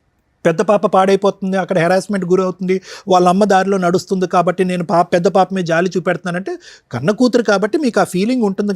కానీ అది ఇక్కడ ప్రయారిటీగా మాట్లాడవలసినటువంటి అంశం కాదు, అది మనస్ఫూర్తిగా మీ ఆలోచన కూడా కాదు. ఎక్కడ పిల్లలకి లెక్క చెప్పాలో, ఏ విధంగా వాళ్ళు భవిష్యత్తును నిలబెట్టాలో, ఏ విధంగా బాధ్యత తీసుకోవాలో, ఏ విధంగా పెళ్ళిళ్ళు చేయాలో, ఏ విధంగా వాళ్ళిద్దరికి ఒక ఫైనాన్షియల్ స్టెబిలిటీ ఇవ్వాలో అనేటటువంటి ఈ ఎజెండాను చూసి బహుశా మీరు భయపడుతూ ఆ హెరాస్మెంట్కి ఒక పక్క నుంచి మీరు దాసోహం అంటున్నారే కానీ ఆ బ్యాలెన్స్ ఆ లెక్క అనేటటువంటిది తేల్చుకోవటానికి మీరు ఇష్టపడండి. మీరు ఎప్పుడైతే కనుక ఆ లెక్క అనేటటువంటి తేల్చుకుంటారో ఈ కాన్స్టెంట్గా మీ భార్య దగ్గర నుంచి కానీ మీ కూతురుల దగ్గర నుంచి కానీ మీకు కానీ మీ అమ్మగారి మీద కానీ జరిగేటటువంటి హెరాస్మెంట్కి ఫుల్ స్టాప్ చెప్పలేరు అనేటటువంటిది నా అభిప్రాయం. Thank you sir. Madam sir ఇప్పుడు ఏమైనా కేసులు పెండింగ్ ఉన్నాయా? ప్రజెంట్ ఏం లేవు. మొదటి భార్య హక్కులు వర్సెస్ రెండో భార్య హక్కులు వర్సెస్ భర్త హక్కులు, వీటి గురించి కొంచెం బేసిక్ నాలెడ్జ్ ఉంటే ఈ కేసు ఇక్కడ దాకా వచ్చేదే కాదు. ఇక్కడ అప్రిషియేట్ చేయాల్సిన వ్యక్తి ఎవరు అంటే సెకండ్ వైఫ్. ఎందుకు అంటే ఒక వ్యక్తిని నమ్మి ఆల్రెడీ ఫస్ట్ ఏదో డైవర్స్ అవుతాయి, సెకండ్ వ్యక్తిని నమ్మినప్పుడు ఏం చూసింది అంటే డైవర్స్ పేపర్ చూసింది. ఏంటి డైవర్స్ పేపర్స్? ఎక్స్పార్టీ ఆర్డర్స్ వస్తే ఆ ఆర్డర్ లీగల్గా వ్యాలిడా అంటే ఆఫ్టర్ 6 months చేసుకునే మ్యారేజ్ లీగల్గా వ్యాలిడ్. ఇప్పుడు వాళ్ళ ఫస్ట్ వైఫ్ ఛాలెంజ్ చేసి అపీల్ కోర్టులో హైకోర్టులో ప్రొసీడ్ అయితే మీరు చాలా న్యూస్ల్లో చూస్తూ ఉంటారు, డైవర్స్ కేసు పెండింగ్ ఉండగా మ్యారేజ్ వ్యాలిడ్ అని. సగం ఇన్ఫర్మేషనే మీకు తెలుసు. ఇలాంటిది వ్యాలిడ్. ఎలాంటిది? అతను ఎక్స్ పార్టీ ఆర్డర్సో ఏదో తెచ్చుకున్నాక 6 మంత్స్ దాటిపోయినాక వాళ్ళు డైవర్స్ కేసు హైకోర్టులో అప్పీల్‌కి వేసుకున్నప్పుడు, ఈ మ్యారేజ్ డిలే లేతే లోయర్ కోర్ట్‌లోనే రీఓపెన్ చేసినప్పుడు డిలే అయిపోయింది. లిమిటేషన్ అయిపోయింది. లిమిటేషన్ తర్వాత చేసుకునే మ్యారేజ్ లీగల్‌గా వ్యాలిడ్. సో, ఆ డైవర్స్ కేస్ కంటిన్యూ అవుతూనే ఉంటుంది. ఫైనల్‌గా జడ్జి గారు అట్లాంటి కేసుల్లో కొంత కాంపెన్సేషన్ ఆర్డర్ చేస్తారే తప్ప, ఈ సెకండ్ మ్యారేజ్ వ్యాలిడ్ కాదు అని అనరు. సో, ఎవరన్నా జెంట్స్ గాని, లేడీస్ గాని మీకు X party orders, divorce copies కనుక చూపిస్తే 6 మంత్స్ కంప్లీట్ అయిందా లేదా చూసుకొని ఆఫ్టర్ 6 మంత్స్ మ్యారేజ్ చేసుకోండి. అది లీగల్‌గా వ్యాలిడ్. ఫస్ట్ వైఫ్ కానీ, ఫస్ట్ హస్బెండ్ గానీ ఫైటింగ్ చేస్తున్నా కూడా మీకు ప్రాబ్లమ్ లేదు. అవి ఫర్దర్‌గా నడుస్తూ ఉంటాయి. కానీ యూజ్ ఏముంది? ఇప్పుడు ఈ సెకండ్ వైఫ్ హరాస్మెంట్ పడుతున్నట్టు లెక్క. ఆ అమ్మాయికి వేరే ఆప్షన్ లేదు. ఇక్కడ భర్త మంచోడా, చెడ్డోడా, భర్తతో హ్యాపీనెస్ ఏముంది? ఈ మంచి చెడుల గురించి ఆలోచించడం కంటే భర్త ఉంటాడా, ఓడతాడా అనే కన్‌ఫ్యూజన్‌లోకి వెళ్ళిపోతుంది. ఎందుకంటే భర్త హ్యాపీగా లేడు. ఫైనాన్షియల్‌గా సంపాదించడం మీద కాన్సంట్రేషన్ లేదు. సెకండ్ వైఫ్‌ని బాగా చూసుకునే విధం మీద కాన్సంట్రేషన్ లేదు.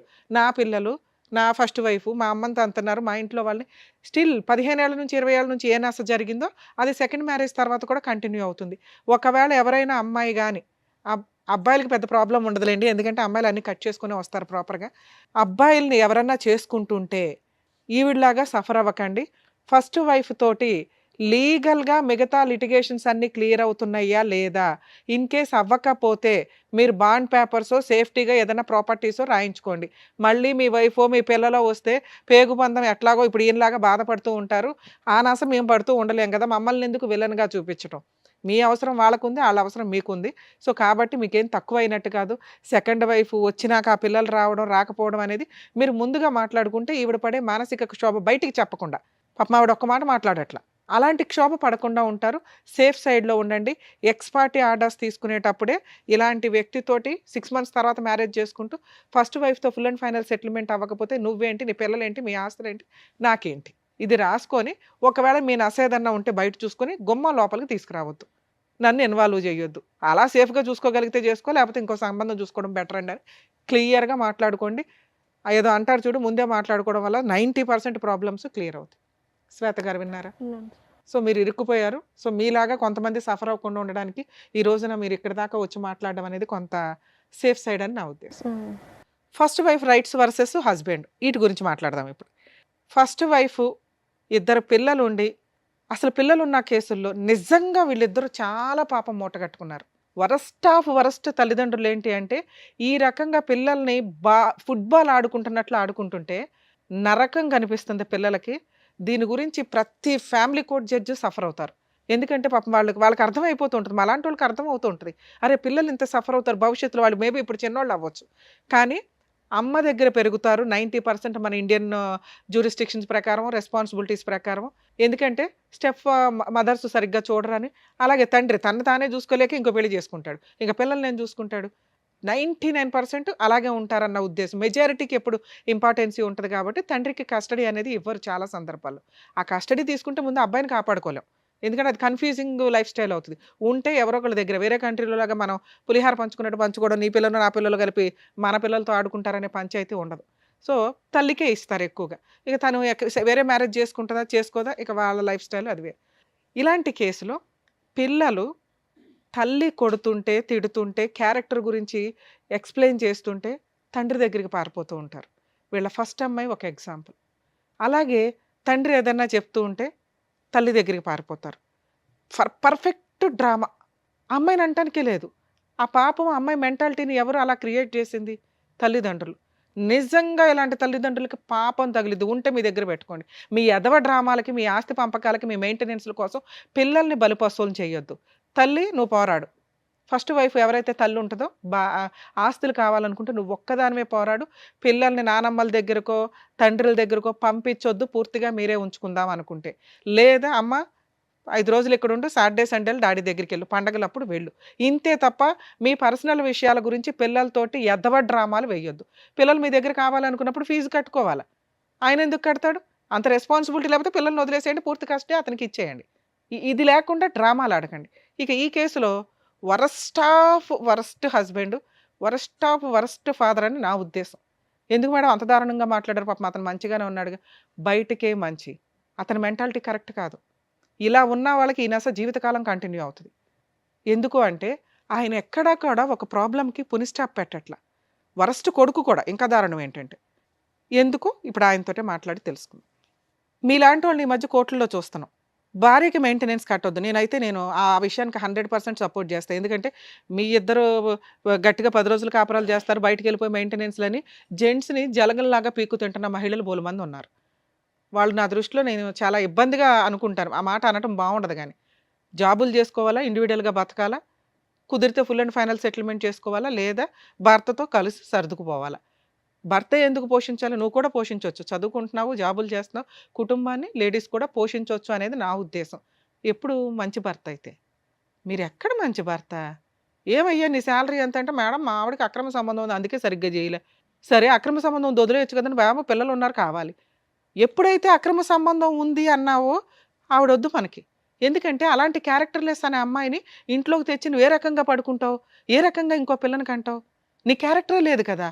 అంటే మీకు అవసరం కేసులు వేస్తే కోర్టుల చుట్టూ తిరగాల, ఏదో రకంగా అబద్ధం చెప్పి ఇంట్లోకి తెచ్చుకొని 4 రోజులు వాడేసుకొని మళ్ళీ కేసులన్నీ క్లోజ్ చేసుకున్నా మళ్ళీ పోటాడుకుందాం ఫ్రెష్గా. 2, భార్యకి మెయింటెనెన్స్ ఇవ్వకపోతే అది మీ హక్కు, నేనేం మాట్లాడను. మీకు పుట్టిన పిల్లలకి మీరు మెయింటెనెన్స్ ఇవ్వకుండా బాబ్బా జైలుకి వెళ్ళి వచ్చేసారు. ఎందుకు వదిలేయాలి మిమ్మల్ని? వాళ్ళు చేస్తున్నది 100% కరెక్ట్. మీ ఫస్ట్ వైఫ్ చేస్తున్నది 100% కరెక్ట్, వాళ్ళ బ్రదర్ చేస్తున్నది 100% కరెక్ట్.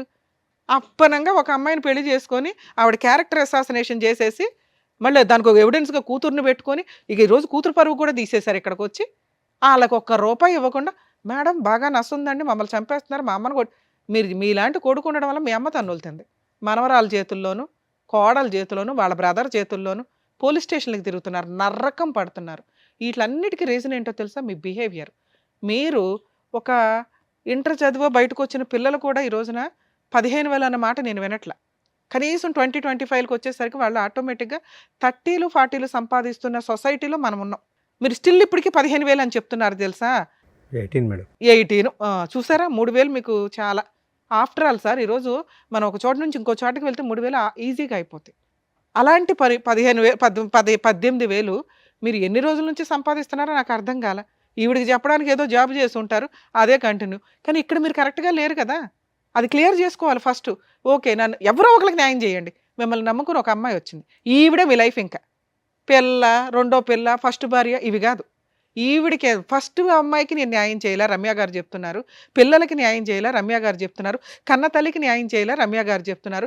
నన్ను నమ్ముకొని ఇంకో అమ్మాయి వచ్చింది, ఆవిడకన్నా న్యాయం చేద్దాం, ఇక్కడ నుంచి కొత్త లైఫ్ స్టార్ట్ చేద్దాం అని అనుకుంటే ఇంకోసారి ఇట్లాంటి స్టేజ్ మీద కూర్చోకండి. ఏం చేయాలి మరి? ఈ అమ్మాయిని కాపాడాలంటే వాళ్ళకి న్యాయం చేయాలి. ఈ అమ్మాయికి న్యాయం చేయాలంటే ఏం చేయాలి? వాళ్ళకి న్యాయం చేయాలి. మీ అమ్మకి న్యాయం చేయాలంటే ఏం చేయాలి? వాళ్ళకి న్యాయం చేయాలి. ఏమి న్యాయం చేయాలా? ఉన్నది ఒక 6 లక్షల ఇల్లు, అది మీ అమ్మగారిది. ఉన్నది ఒక 1/2 ఎకరం, అది 3 వాటాలు. అంటే మీ దగ్గర ఏమీ లేవు పంపకాలు చేయడానికి. మీ అమ్మగారి తదనంతరం మిగిలేదు కూడా 1 లక్షే. ఆ ఇల్లు మీ ముగ్గురు పంచుకుంటే. అర్థమవుతుందా? ఎక్కడో 1 లక్ష, అక్కడో 2 లక్షలు, 3 లక్షలు మీ దగ్గర ఉన్న పంచాయతీ. ఆ అమ్మాయికి ఫుల్ అండ్ ఫైనల్ సెటిల్మెంట్ అవ్వకపోతే భూమి బద్దలైనా మీకు ఈ ప్రాబ్లం సాల్వ్ అవ్వదు. పోనీ మీరు అక్కడెక్కడన్నా దాన్ని పునిస్టాప్ పెడుతున్నారా? పెట్టట్లా. ఏ పెద్ద మనుషులు సార్ డైవర్స్ వచ్చిన తర్వాత అమ్మా నువ్వు వెళ్ళి కలిసుండు అనేది ఎందుకన్నారో తెలుసా? ఆ పెద్ద మనుషులు ఆ అమ్మాయికి పిల్లలకి న్యాయం చేయడం కోసం. పిల్లలు ఉన్నారు కాబట్టి మీరు కలిసి ఉండండి అల్లా. పిల్లల్ని రోడ్డు మీద వేసేవరా నువ్వు? ఆ పిల్లలు ఉండడానికి షెల్టర్ కావాలని మీ ఇంట్లోకి పంపించారు. అంతే తప్ప వాళ్ళు మీకు అన్యాయం చేయలేదు, ఆ అమ్మాయికి ఏమీ న్యాయం చేయలే. కానీ లీగాలిటీ ఒకటి ఉందిగా. వన్స్ డైవర్స్ వచ్చినాక ఫోర్స్ఫుల్గా మీ అమ్మగారి ఇంట్లోకి అంటే అత్తగారి ఇంట్లోకి ఫోర్స్ఫుల్గా వెళ్ళే రైట్స్ ఏ కోడలికి ఉండవు తల్లి. ఈయన మీద ప్రాపర్గా కేసులు వేసుకొని ఉంటే సరిపోయేది. ఎంత తెలివితేటలంటే వరస్ట్ ఫాదర్ అని నేను ఎందుకు అన్నానంటే, పిల్లలకి ఇవ్వాల్సిన 2 లక్షలు మీరు అరేంజ్ చేసుకోకుండా 1 మంత్ జైలుకి వెళ్ళారండి. సరే ఆ అమ్మాయికి ఇవ్వాల్సింది ఇవ్వద్దు, పిల్లలకు ఒక 50,000 సర్దుకోవాలిగా. మేడం నేను 50,000 ఇస్తానండి. వాళ్ళు మొత్తం ఏ కోర్టు కూడా మీకున్న 1,50,000 2 లక్షల ఎరియర్స్లో మేడం నేను 2 రోజులు 50,000 కడతాను అంటే ఖచ్చితంగా మీకు టైం ఇస్తారు. సరేనా 50 కట్టండి, 1 వీక్లో కట్టే అంటారు తప్ప ఎన్ని డేట్లు ఇస్తారో తెలుసా? ఎందుకంటే ఆ అమ్మాయికి పిల్లలకి న్యాయం చేయాలి. ఎందుకంటే ఎవరో అని అర్థమైపోద్ది వాళ్ళకి. వచ్చినంత వసూలు చేసి పెడదామని జడ్జెస్ డేట్ ఇస్తూనే ఉంటారు. మిమ్మల్ని జైలుకి పంపిస్తే వాళ్ళకి ఏమి రావు. క్లియర్, అక్కడతో క్లియర్. అర్థమవుతుందా? అమ్మ ఇలాంటి కేసుల్లో హస్బెండ్ ఏమి ఇవ్వకపోతే జైలుకి వెళ్తే వెళ్ళనివ్వడు, వాళ్ళకి బుద్ధి వస్తుంది. కానీ అలవాటు అయిపోయింది ఇక్కడ. సో పిల్లలకి మెయింటెనెన్స్ వసూలు చేసుకునే హక్కు మీకు ఉంటుంది. ఈ రకంగా నసగా వెళ్ళటం కరెక్ట్ కాదు. ఎందుకంటే ఇప్పుడు ఈ ఎఫెక్ట్ మీ జీవితం మీద పడింది, ఇతని జీవితం మీద పడింది, పిల్లల మీద పడుతుంది. ఇంకెంత పాపం మూట కట్టుకుంటాం? ఎప్పుడైతే జైలుకి వెళ్ళాడో ఆయన క్యారెక్టర్ అధపాతాళానికి వెళ్ళిపోయింది. పిల్లలకి మెయింటెనెన్స్ ఇవ్వకుండా వెళ్ళిన వ్యక్తి విషయంలో పెద్ద మనుషులు కానీ కోర్టులు కానీ ఏమీ చెయ్యవు. వేస్ట్. ఇంకా అట్లాంటి వాళ్ళు ఉన్నా వేస్ట్ అనుకోండి. దయచేసి పెద్ద మాట మాట్లాడా, మీకు అర్థమైతే బెటర్. కనీసం పిల్లల్ని ఎట్లా ప్రొటెక్ట్ చేసుకోవాలి, పిల్లల్ని ఎట్లా చదివించుకోవాలి. గవర్నమెంట్ చదువులు చాలా ఉన్నాయి తల్లి, చదివించుకోండి.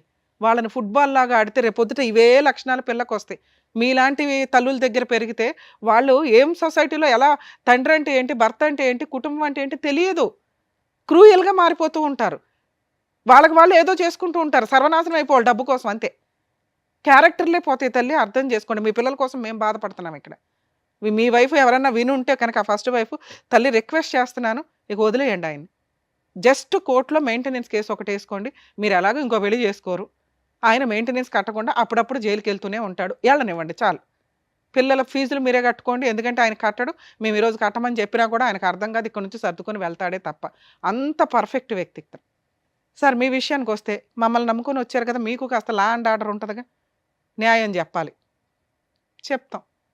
మీ అమ్మగారిని ప్రొటెక్ట్ చేసే రైట్స్ మీకు చాలా ఉన్నాయి. మీరు ఎక్కడా కూడా ప్రాపర్ వేలో వెళ్ళట్లా. రూపాయి వదలకూడదు, అందరూ వెళ్ళిపోవాలా, డ్రామాలు ఆడేయాలి. ఇది కరెక్ట్ కాదు. మీరు మారండి ఇప్పటికైనా. ఇక చిన్న వయసులో ఉన్నారు, ఇంకా బోల్డంత లైఫ్ ఉంది, ఒక మంచి అమ్మాయి దొరికింది మీకు. మీరు ఇక్కడ బ్రెయిన్లో ప్యూర్గా అవ్వకపోతే ఇది ఇలాగే కంటిన్యూ అవుతుంటుంది. ఈవిడ ఎంతకాలం భరిస్తారో ఒకసారి ఆలోచించుకోండి. సో ఇప్పుడు పిల్లలకి మిమ్మల్ని ఏదో ఇచ్చే సెటిల్ చేసుకోండి అంటే వాళ్ళ ముగ్గురికి కలిపి మీరు ఆ పెద్ద మనుషుల దగ్గర కూర్చొని, మా ఇంటికి రావద్దు, మా అమ్మ దగ్గరికి రావద్దు, ఫుల్ అండ్ ఫైనల్ సెటిల్మెంట్ ఇదిగోండి, నేను 50,000 ఇవ్వగలను, ఈ 1,00,000 ఇవ్వగలను, తీసుకుంటారా, ఇంకా నా ఇంటికి రావద్దు, అగ్రిమెంట్ రాసి పడేసి మెయింటెనెన్స్లో ఏదైనా లోక్ అదాలత్లో పెట్టుకోండి. ఎందుకంటే మీ వైఫ్ని మేము నమ్మలేము. పెద్ద మనుషుల దగ్గర కాదు, కోర్టులో ఏ కేసుల ద్వారా కాదు, legal cell authority Lok Adalat అని ఒకటి ఉంటుంది. మీరు ఎక్కడైతే ఉంటారో అక్కడికి వెళ్ళి మీది అవుట్ ఆఫ్ కోర్టు సెటిల్మెంట్ అయితే అక్కడ కూర్చొని ఫుల్ అండ్ ఫైనల్ సెటిల్మెంట్ చేసుకుని అందులో రాయించుకుంటే భవిష్యత్తులో పిల్లలు కానీ, ఆ అమ్మాయి కానీ, మీ మీద కానీ, మీ ఆస్తుల మీద కానీ ఏ కేసులు వేయడానికి ఉండదు. 1,00,000 మాట్లాడుకుంటారు, 2,00,000 మాట్లాడుకుంటారు, మీ తాహత కొద్ది మాట్లాడితే మీరు సేవ్ అవుతారు, ఈవిడ సేవ్ అవుతుంది.